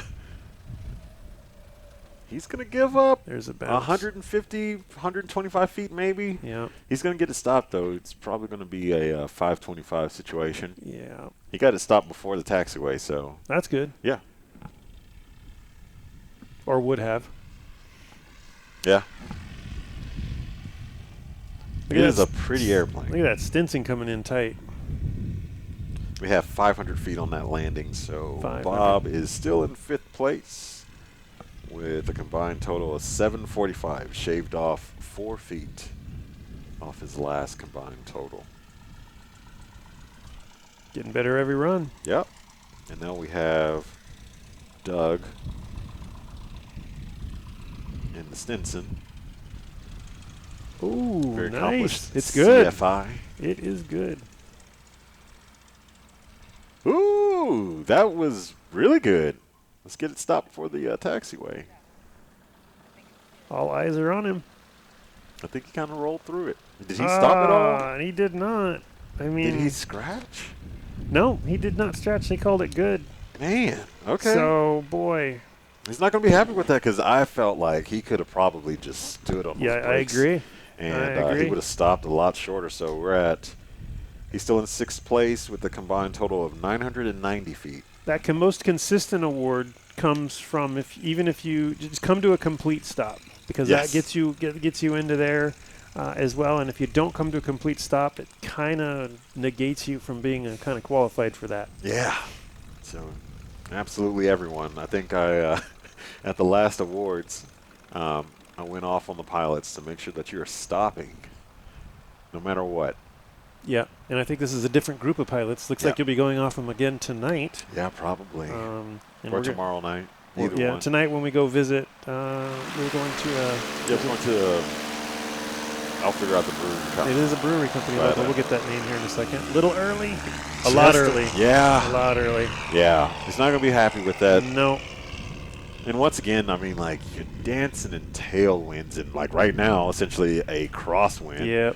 I mean, you're used to seeing these numbers and pulling at those numbers or singing your song or counting or whatever. And it's going to be a little bit longer than usual because of these wind conditions. Easy for us to say. It is easy for us to say. You know, I look down at my gauges and I'm like, all right, cool, 48 feet, I'm good. 48 mile per hour, I'm good. Let's pull. And yeah, today would not be that. Today I would be disappointed with myself. Yep. And I'm willing to bet these aircraft on the line right now actually still have gauges. Yeah. Like we do. Oh yeah. Some steam gauges. Steam gauges. I don't know. Maybe that WAG Arrow's got a little, you know, maybe a MFD in there, like. It might. But it's gonna be classic. Yeah. It's gonna be like your classic circular instrument gauge. Yeah. And got a bounce, and then he's off. Not too bad.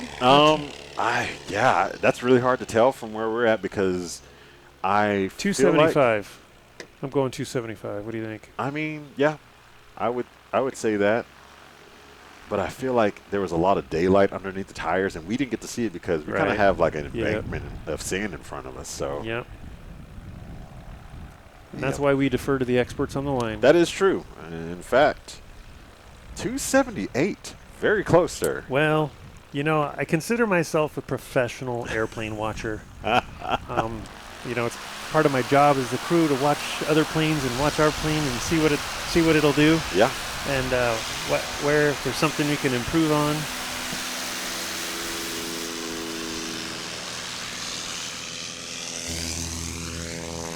Charlie on the go. He's gonna. Oh yeah, see, 492.5 right there. I'm not gonna argue with that. Professional airplane watcher. Professional airplane. That's what I tell people. Professional airplane. Yeah. That reminds me of. Let me watch you do 3 takeoffs and landings, and I can tell you how to get your plane off sooner. Either with your setup or something you're doing. Yeah. Usually it's the pilot. Steve Henry taught me well. He's done this a time or two. Ooh, so he lost a little lift. That's okay. Yep, that's absolutely fine. We're in those type of conditions where if you don't have enough power in. That's right. And also in those conditions you don't have enough power in because you think it's assured. Yep, and you know both those landings count, so we're good. Yeah. So that's right. Oh, he's still not coming to a complete stop though. No, he didn't stop. Darn it, he didn't like it. Yeah. That's okay. But yeah, you saying professional airplane watcher reminds me of Ryan Melendez's bio with him being a professional airplane bomb or airport bomb. Oh, and, funny. Part-time airline pilot. Part-time airline pilot. All right. You know, he was just telling a story. I think you know there was. I don't know if I'm allowed to say this or not, but you know, hopefully, my hat's off to the company that he works for. I'm not going to say what company, but he was just catching a deadhead flight back somewhere, and they, you know, he's You know, they keep the flight attendants came back and said, "Hey, can you fly this plane?" And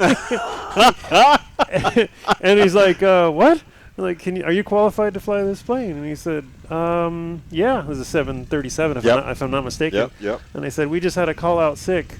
And he's like, "Well, I don't have a uniform in the streets. I'm in my street clothes, you know." And he wears Converse, you know. And he's super comfortable with T-shirt and Converse. Yeah. And they said, "You know what? Extreme problems call for extreme measures." And they like hop up in the cockpit. He hopped up in the cockpit and flew that plane. He said it was the best flying he's ever done in a 737 because he had his regular shoes on. He said, I could feel the pedals for the first time instead of wearing those shiny, polished leather shoes they make you wear. And he goes, it was the greatest flight of my life. That's awesome. Yeah. Yeah, Which isn't that long. I think he's 12 years old. So, yeah. I mean, if you look at him, you're sure he's 12 years old. You're very sure he's 12 years old. He sure is accomplished for somebody of his age, though.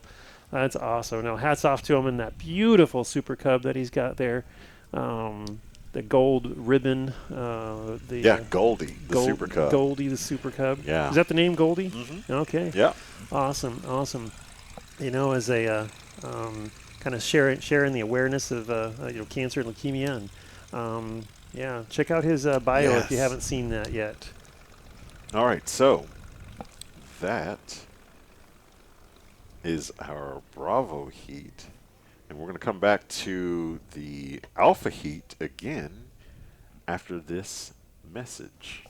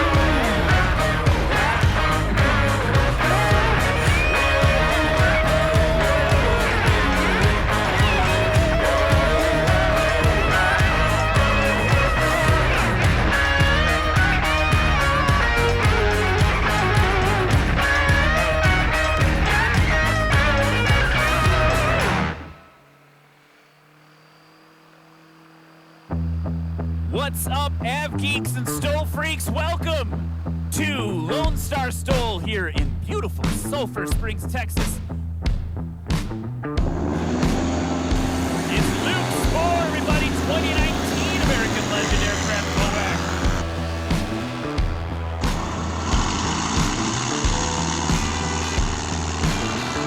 Round of applause for Chuck Olmstead. In the gray and orange Moac, Brian Shirley, everybody.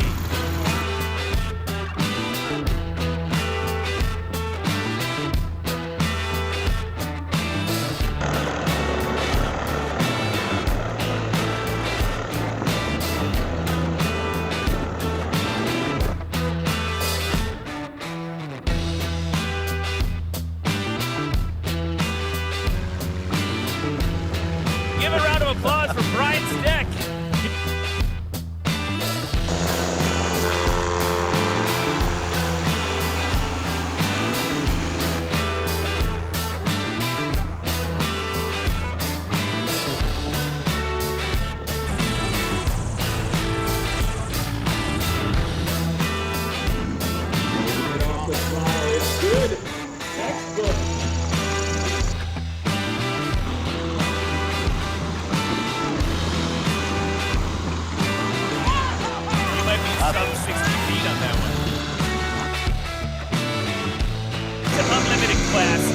what you've been waiting for.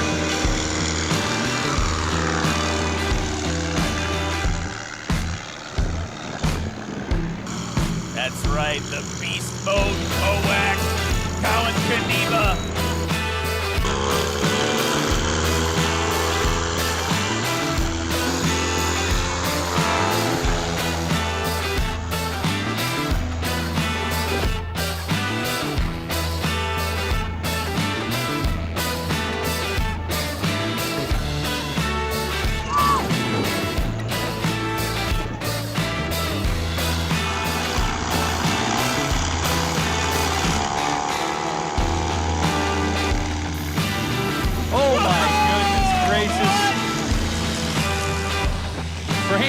Showing that he deserves to belong here.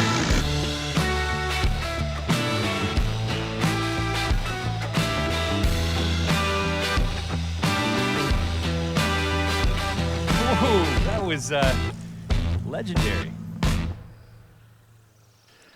And we are back in Clarion, Pennsylvania for Appalachian Mountain STOL. Where Dennis Rowe just landed his first of the rounds, of his 3 rounds that he's doing. Or second, actually. Yep. Second of his 3 rounds. We're on our second round. All right. We're waiting for that score to come up right now. His takeoff was 150 feet, and that landing was 201 feet. 201. And again, he's got some weird winds here, so not his best, I'm sure. Not the aircraft's capable best, but nobody's, I think, hitting their best right now with the way the winds are swirling. Yeah, so his best, 293 combined total. That last one was 351. So his first run. 265. No, I'm sorry. That was Dennis 295 on his first run, yeah. On his best of his first 3. Let's see. No, it should be 2. Unless they changed it. Could have been changed. Oh, it happens. It does happen. And he's not coming to a complete stop. Oh, come on, Matt. Matt, you got to stop. You just can't teach these pilots nothing. Ah, man. Right? Yeah. You're gonna get on them tonight. Yeah, I'm gonna have to get on to All him. right. Okay. Yeah. So Matt Dorsum's last takeoff was 130 feet. That last landing 500 feet. So a combined total of 630. Mm-hmm. So not his best run, of course. His best run was 265 feet. 265, which is pretty good. And D Rose rolling up to the line.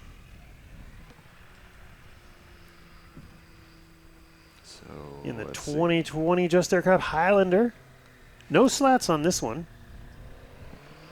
But he is running cuffs. Yep. And he is passing through the line. It sounds to me like, if I'm judging this correctly, that they're going to make a line change for yes, wind sir. direction. So Race Control just informing us that we are going to have a runway swap. So. All right. And informing us, meaning you. All right. Perfect.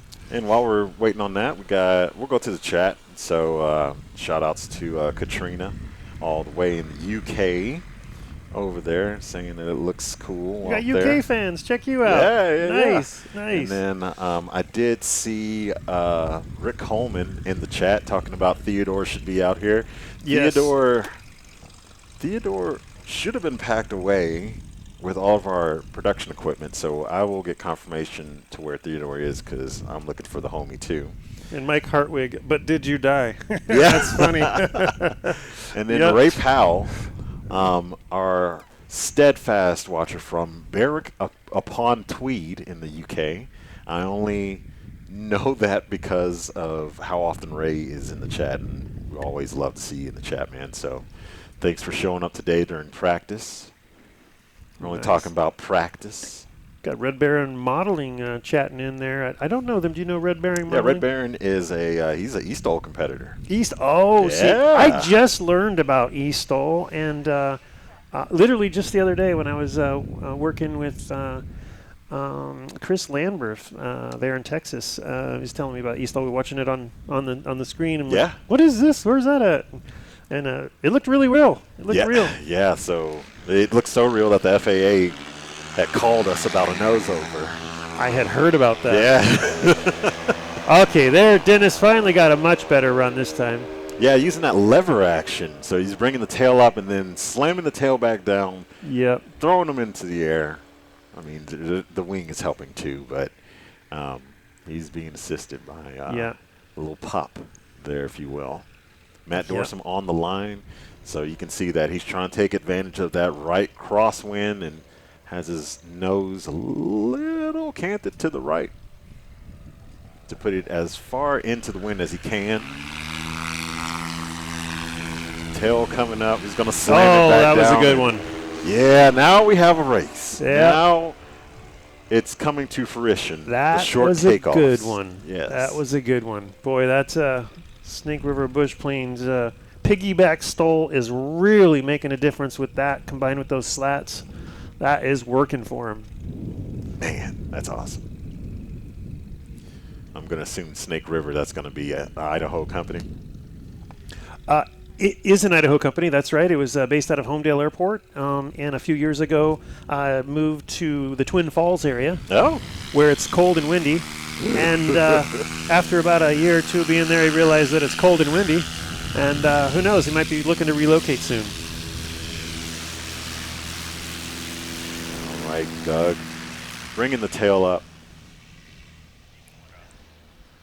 Yep, so he's got that right crosswind, so that that right wing picked up, kind of pushed him over to the left just a little bit. That's what happens.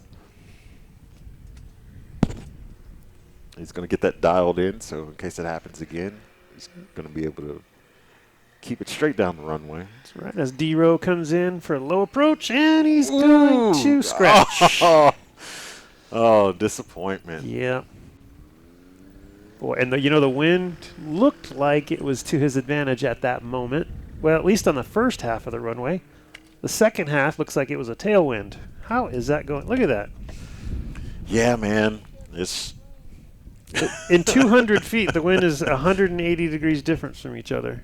That is. If I'm seeing that right. Yeah, that's crazy. But, I mean, these conditions with trees, with any type of tree line near the runway, the winds are just doing weird things. And the STOL Queen has relocated herself to the opposite side of the runway. Yeah, and there she is. Better vantage of what's going on.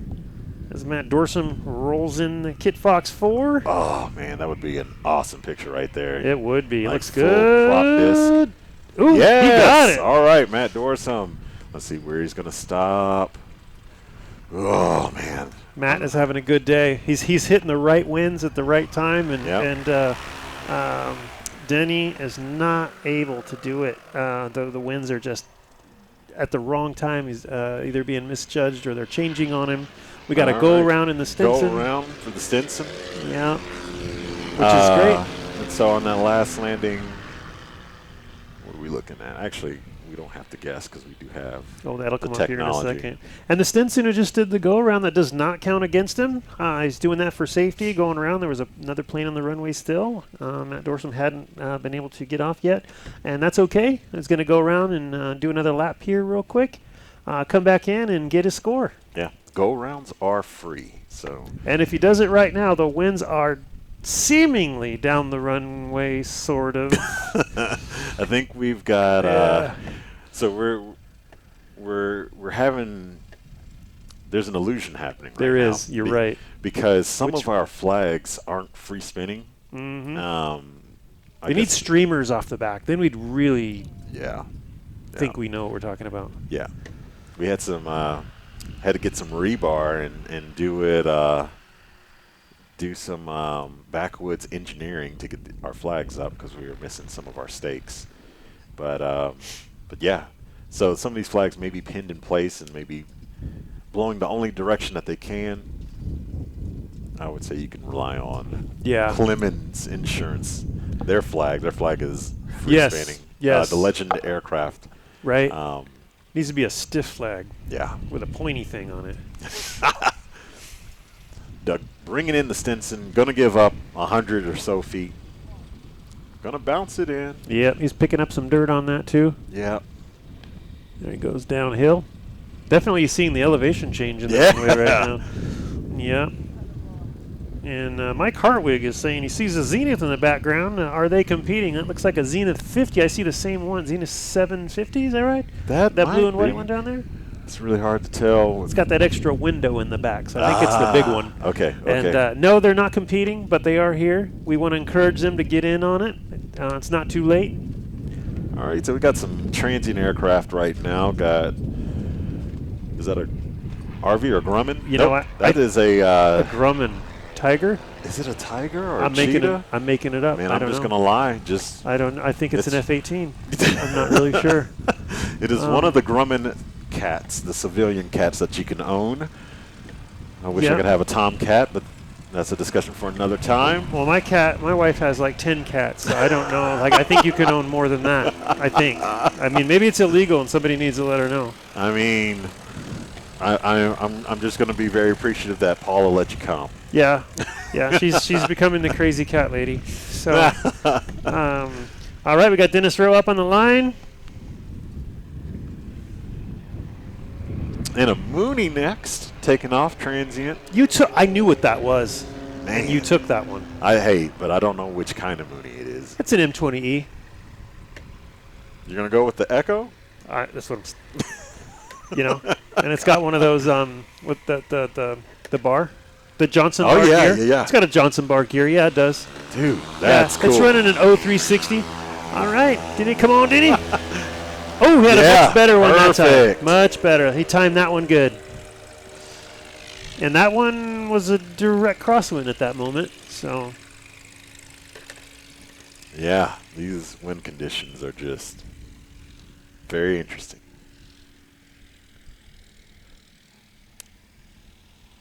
All right. The STOL Queen, Anitra Goddard, marshaling Bob to the line.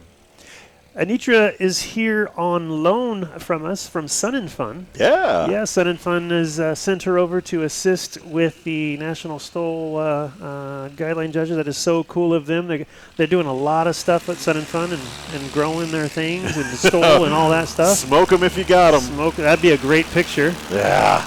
Where's the photographer? Oh, you're right here next to me. Yeah. Yeah. You're multitasking. It's okay. We do have a couple of photographers out there. And we also have an influencer out there. Oh, an influencer. Yeah. Oh, I like influencers. Doing some video. So nice. Do I know them? I don't think so. Okay. All right. So they're not popular, or I'm not bright. One of those you're saying. They're not an aviation influencer, I believe. Oh. So, our circle of influencers that we know probably. Oh, gotcha. The algorithms have not lined up yet. But see. after this, I see. We'll see her. Okay, here we go. Matt Dorsum on the run. Oh, good. He timed. There's a hole over there. It looks like his tire dipped in it, and he used it as a jump. That is somebody. He's a motocrosser. Oh, yeah. He knew exactly how to make that work to his advantage. Man, yeah. Yeah. Oh. So Race Control informing us that Bob is actually leaving for the day.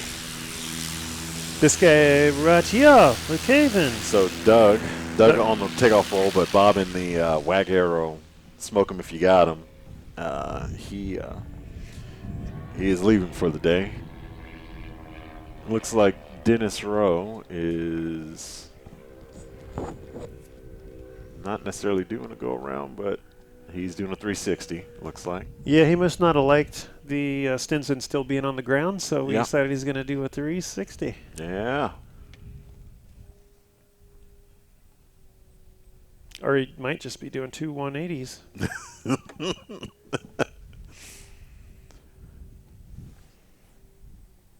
Hard to tell from this vantage point. It is. Which it is. Yeah, it is very, very hard to tell. It's a beautiful backdrop. Got the sun on him now.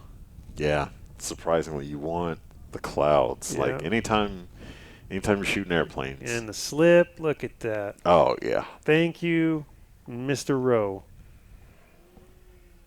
You can hear him modulating the throttle. Yep. All right, looks like a tailwind right now. Gosh, he's just not getting the luck. No. But he's going to smash it in. He did get across it on? the line. He Yeah. just needs to get it stopped. Probably shouldn't say smash it in. He's not going to break the airplane, but No. Yeah. We're looking at 1, 2, 3, so just a little bit over 150 feet. Yep. All the flags are at 50 feet. Looks like a pretty stout suspension. Looks like he's might be running that TK1 shocks, maybe, and the original extreme gear from Just Aircraft, those 3-legged gear. I could be wrong from this distance. So Matt Dorsum has got a different approach, coming in low, kind of more Steve Henry style. Get in there, feel the air that he's going to be rolling in with. On and off the throttle. You're going to see him watch those wings rock if he hits a burble. He's doing pretty good. Those wings seem to just stay really stable. Here he goes. Oh, and man. Boy, that was a lot of work and didn't get the return on it. Yeah. And he had such a good takeoff, too. And without the combination of both the takeoff and landing, it's not going to work for him. Not going to work for him. So that's Matt Dorsum at a scratch with a 191-foot takeoff. 191. It seems so long, when you think that Steve Henry did a 14-footer at the other day, last event at altitude. Yeah. But the winds were more down the runway for him, or more beneficial anyway. What a difference the wind makes. Got his elevator all the way up and still not coming to a stop. It's okay. We'll get him straight now. All right. So that's going to, we don't have a number for that, but that was a 350-foot takeoff for Doug. Will not be paired with anything because he did not stop. It's paired with a 600-foot landing. So. So Red Baron modeling you were mentioning earlier was STOL. Yeah, he's Like I said, guy. I just learned about the STOL, and literally right now it just clicked with me. Modeling was not a runway model. My whole life has been runway models. If you didn't know. Yeah. And so he means model airplanes, maybe. Or 3D or RC modeling too. Oh, 3D modeling. Yeah. Maybe he does 3D. He might do some liveries yes. for some of the pilots as well. Maybe he's making VGs for people. And if I remember correctly, I think he is a A&P as What? well. Yeah. Dude, the STOL community is awesome. So let's talk about STOL while we have a chance. Basically, after every competition, after every national STOL competition, in real life competitions, the IRL ones, the weekend after that competition, there's another competition. And When you say IRL, there's literally abbreviation. I'm not a. Oh yeah, in real life. Sorry, folks. Yeah. I don't know how any No, of this no, no, works. hey, no. So you can be IRL honest. is in real life. In real life. Interesting. So I'm gonna use that on my wife. So the weekend after the IRL competition, we do the same thing, same place in Microsoft Flight Simulator. So if you have an Xbox or if you've got a PC and you're running Microsoft Flight Simulator, you can join us by going to nationalstol.com/chat. That'll get you in touch with the Discord group for STOL, and we'll send you in the right direction for everything that you need in order to compete with us. So they have an Air Boss. They have awesome cinematography. Doug's on the go with the Stinson right now. Yes, he is. Got off there smooth. But yeah, so it's not going to happen next week for Appalachian Mountain because we are going to be traveling still. So we're going straight from here to Heritage STOL at the Military Aviation Museum in Virginia Beach. But the weekend after is when we pick back up with STOL. So it should be Appalachian Mountain STOL, and then I'm guessing the weekend after that is going to be the Heritage STOL. That'll be on Microsoft Flight Simulator. We use those current weather conditions. So if this was the week for STOL, whatever the winds are right now is the winds that would be in game. And Really? so they're actually flying with current weather conditions. You know an awful lot about this IRL. Yes. And what I want to know is the different aircraft that I've seen, some pretty ones that I recognize. Yeah. How does that happen? Is there a way to get different aircraft in there? Or, Yeah. So there's a list of aircraft that I are never saw approved. I never saw Yeehaw 8 in there. Does that need to get approved? I don't think that has been developed. Who do I talk to? Oh, Red Baron Modeling. That's who I talked to. I mean, he's going to build it, right? Does he do that? He could send you in the right direction if you can't do it. Nice. But we have. There are some aircraft from the National STOL circuit, the IRL circuit, that are in game, like Brendan Korn's 205. Okay. Yeah, That's a And beautiful. That's it a looks beautiful so 205. good. Yes. Yeah. I can't wait to see his backcountry Super Cub when he gets that thing painted. Yeah. So they're getting close to having it done, and that'd be really neat to see Yeah, what he's going to do with it. Yeah. That's a lot of paint. That plane is That so. plane- That plane is so big. IRL. When you It really is. It is. It dwarfs a 172, and you cannot tell until you're underneath it. That backcountry Super Cubs are huge. Yeah.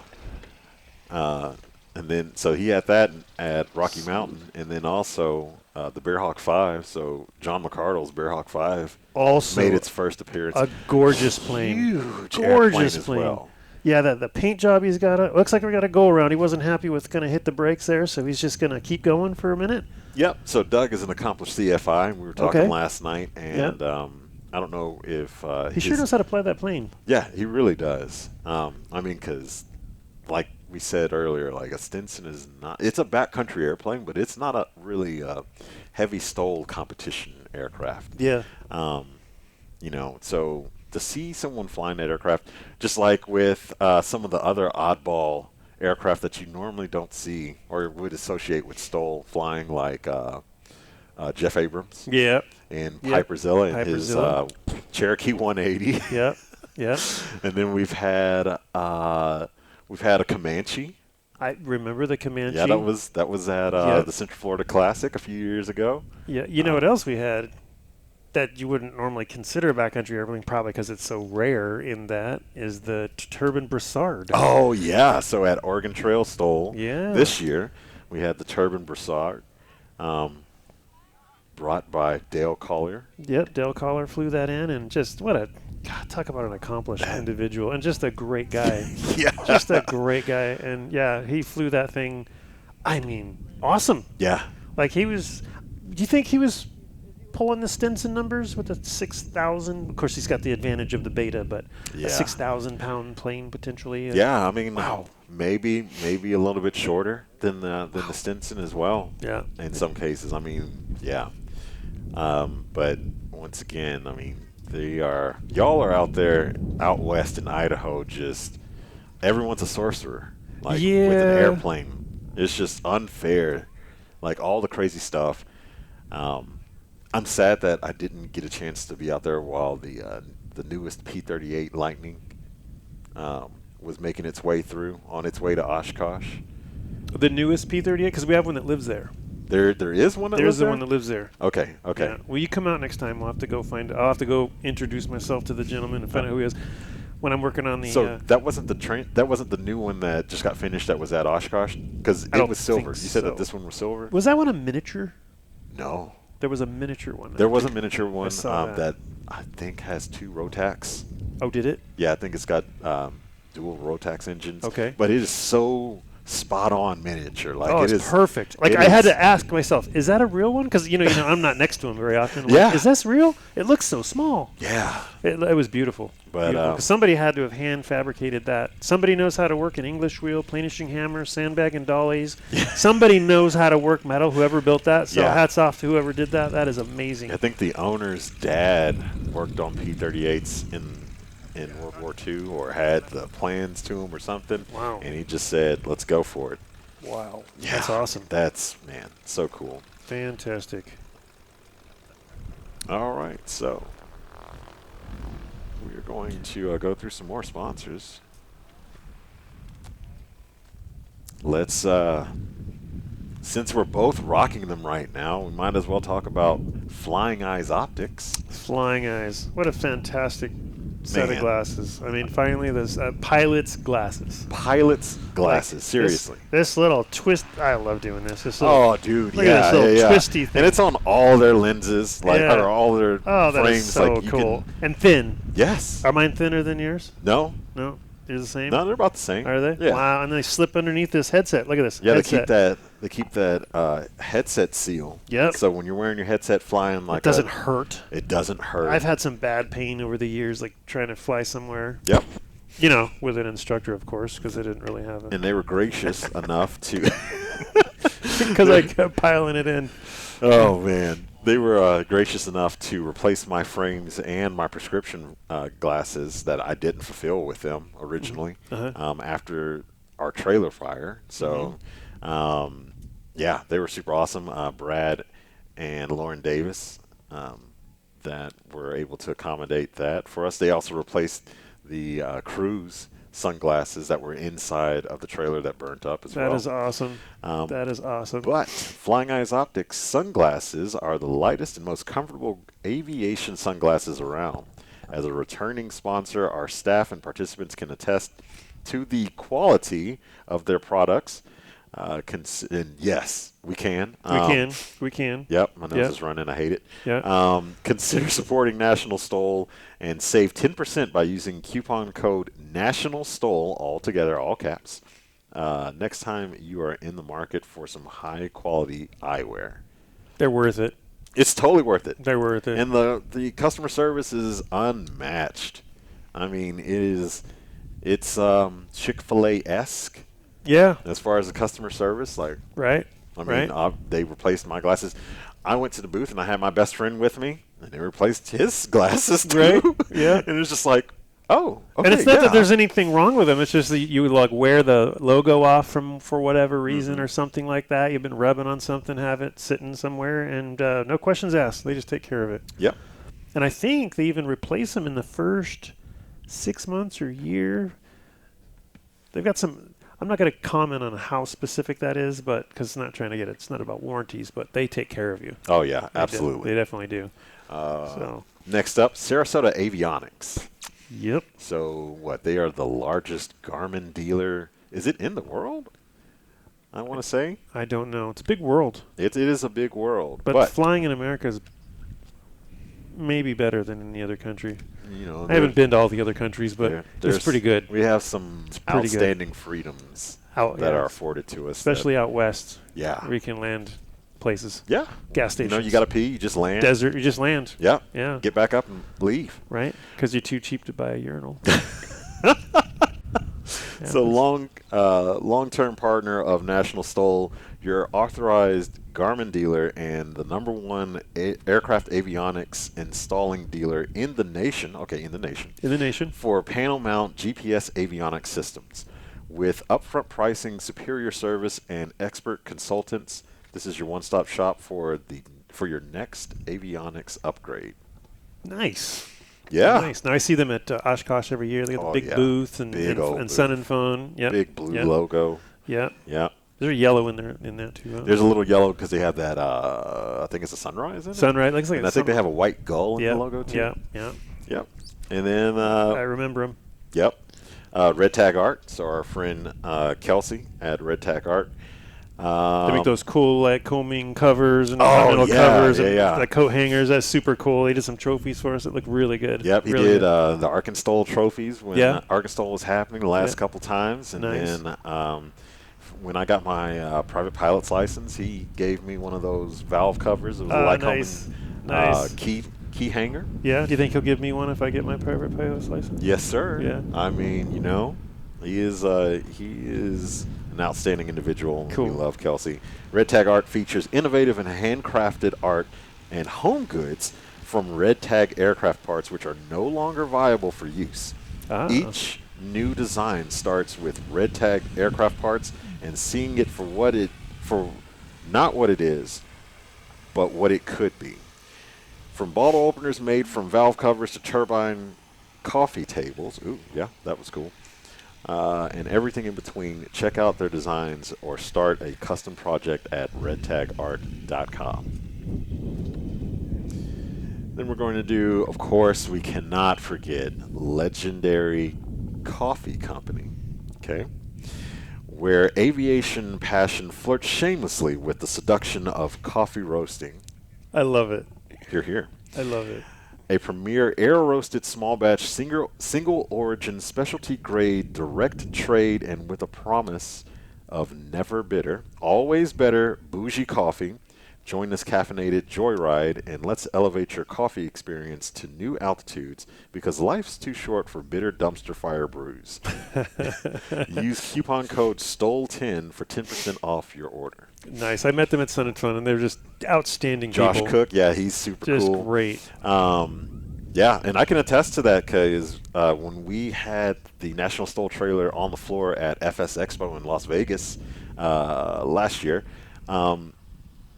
we were just downing some legendary coffee, and let me say that that's what kept me alive during those super long broadcasts, long days of just setting up stuff and talking to people. I'm an ex Starbucks barista, so I do know some coffee. Not saying that Starbucks, because you work at Starbucks, doesn't necessarily mean you know coffee. Like, you go out and then you drink some Starbucks, and then you go find a roastery somewhere nearby, like a local roastery, and then you get some real quality roasted in your face, you know. I'm still trying to put together, the word Starbucks. I think I get where you're going. Starbucks. IRL. Okay, what we're talking about here. And, yeah, I only do the foo-foo drinks. I'm not really a coffee connoisseur, but I appreciate people who are. When I was working there, of course, people would ask, like, what's your favorite coffee? And I'm like, the tea. The mint tea. I have to say, that lemongrass just sets that green tea off. Nice. All right, and then iFly EFB by Adventure Pilot. So iFly EFB is the complete EFB app for Android, iOS, and Windows. I mean, they are spread spectrum. That is tough. There's not a lot of Android stuff out there. Yeah, there really isn't. I just heard today Sarah Henry moved to Androids. I just heard this. Really? This is big news. Sarah, welcome to the club. I am rocking an iPhone, but I only switched over because some of the apps I use are only iPhone exclusive. Right. With her too. She's all Apple. I don't know what that. So I got to wait and find out what this is all about. I miss my keyboard, man. The keyboard on Android phones is just completely unmatched. Yeah. But you mean where you can backspace? No. Just I look at a letter and I touch it, and that's the letter. With the iPhone, like, I look at the letter and then I touch it, and it's like 2 letters over, and I'm like, dude, fingers aren't that big. It's not just me. Oh yeah, no. Android has it locked. But back to iFly EFB. So they cover Android, iOS, and Windows. That has all the advanced features pilots want in the most intuitive flight planning and navigation solution on the market. The iFly EFB team brings together the perfect balance of technology and real-world flight experience. All right. We're going to have a Medevac here take off soon, so we'll roll through it a little quick. You got how much we got? We have a couple more sponsors. Roll through those. Yeah, we can roll through them real quick. We need to fix our list because all I can say about Behringer Aero is that the brakes and the wheels are ultra dope. They are. Okay, I mean, like, they are. And I remember when I recognized them just as the red wheels. The red wheels, and the red brake calipers, but lightweight and beautiful and strong. A lot of the STOL competitors, a lot of STOL drag competitors are running them. Like, they are very nice, and they come in multiple colors now. Yep. So the gold, black and gray. Yeah. Do they have gold? I saw gold at Oshkosh this year. Really? So I walked by their booth, and they had green, purple, gold. Really? It's really cool. They offer a lot of colors, which is super awesome. So we are very thankful to have them as an annual sponsor with National STOL. We're going to do ICOM next. ICOM, the radios, I've been using those for years in the motorcycle as a special events paramedic. Okay. We use the ICOM radios across the tracks at Glen Helen and Southern California, the racetrack there. And we've been using them for years and years there and kind of around mountains and all that complicated stuff. And then here at STOL, we've been using them for everybody on the field and communicating back and forth. They're fantastic. Yeah. They are providing us with new radios so we can communicate effectively at events. So what you're not seeing right now is the production team just working their butts off behind the cameras, behind the scenes. They're all communicating with each other for the shots that you see during the broadcast, and just making sure that all the lower thirds and our Instagram handles are right and our names are spelled correctly. So hats off to our production team, which is also a lot of STOL involved competitors. Is it? I didn't know that. Yeah, ADK. It's ADK these is ADK. Is this the Secret Life? The ADKs? ADK, the mini ADK. yes, too. yeah, little ADK. They're Nice. all up in the STOL. But so they've provided our team with new radios, and our line judges will also be wearing the high visibility shirts for safety on the line. I saw those. All right, sir. So this is your time to shine. We're going to talk about the EC-135 behind us. Oh, the EC-135 even took a little bit of notes here. So so this is a medical crew helicopter taking off behind us. You might see it on the line there with the stat medic. This is, they run on a crew of four individual pilots, and then usually it's 3 medical crew. So the pilots, they run on a 12-hour shift, and then the medical crew will run on 24s, the flight nurse and flight paramedic on this helicopter behind us. The flight paramedic Mike Holsiger is the EMTP. He's actually flight certified paramedic. And then let's see, you got Jeff Reap, who's the pilot. Almost 10,000 hours that pilot has in the helicopters. That is incredible. This is absolutely ridiculous. Absolutely incredible in a helicopter. You know, you're not just pushing a button and going autopilot. And then you got Kirk Porter, the RN. And he is running in the back there, or in the front. They kind of alternate usually through there. This helicopter company has 18 bases. They run MVGs, and that helicopter is equipped with IFR, and so is the pilot. Here they come with their liftoff now. As you can see, the main rotor starting to cup up as they start to pull pitch on the collective. That aircraft costs $8.5 million. That is an incredible amount, but that's what it takes to be capable in those aircraft. Oh, man. So they go from north to Erie, and they go east to Pittsburgh. And let's see here. This thing cruises at 130 knots or 150 miles an hour. Whew. Yeah, they go to the Cleveland Clinic as far as they go west. Buffalo, New York to the northeast. Gross weight of 2,950 kilograms. So 2 hours and 10 minutes of fuel and about 300-mile range. So they're off to a medical call now. Based on the speed at which they moved to the helicopter, as my previous experience in that field, they're probably going to go do an inter-facility transfer, or where they go in and take somebody from one hospital and bring them to another. Gotcha. That has a higher level of care.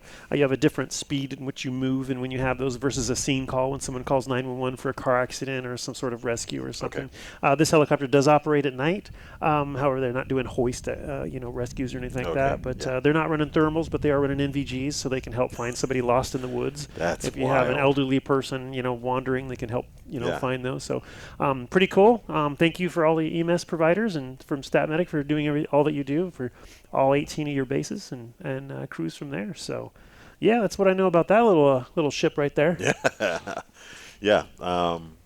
Yeah. Thanks to all the first responders. It's not an easy job, and thankfully there are people who are nerdy enough. I want to say a lot of the EMS workers I know are nerdy about what they do, and that's the type of people you want caring for you when you're in transit to hospital. Yeah, the cream rises to the top, and those people who are really, really into their job are the ones who are going to get qualified to be able to work that job. That's so cool. Yeah, it's not the bottom of the barrel, folks, usually.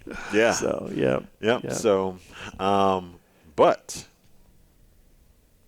awesome competition today. We had our first flower bombing event with National STOL, I want to say. We did. It was a success for us. It was a failure for all the pilots. Yeah, they did not make any points on the board. It's okay. Not good.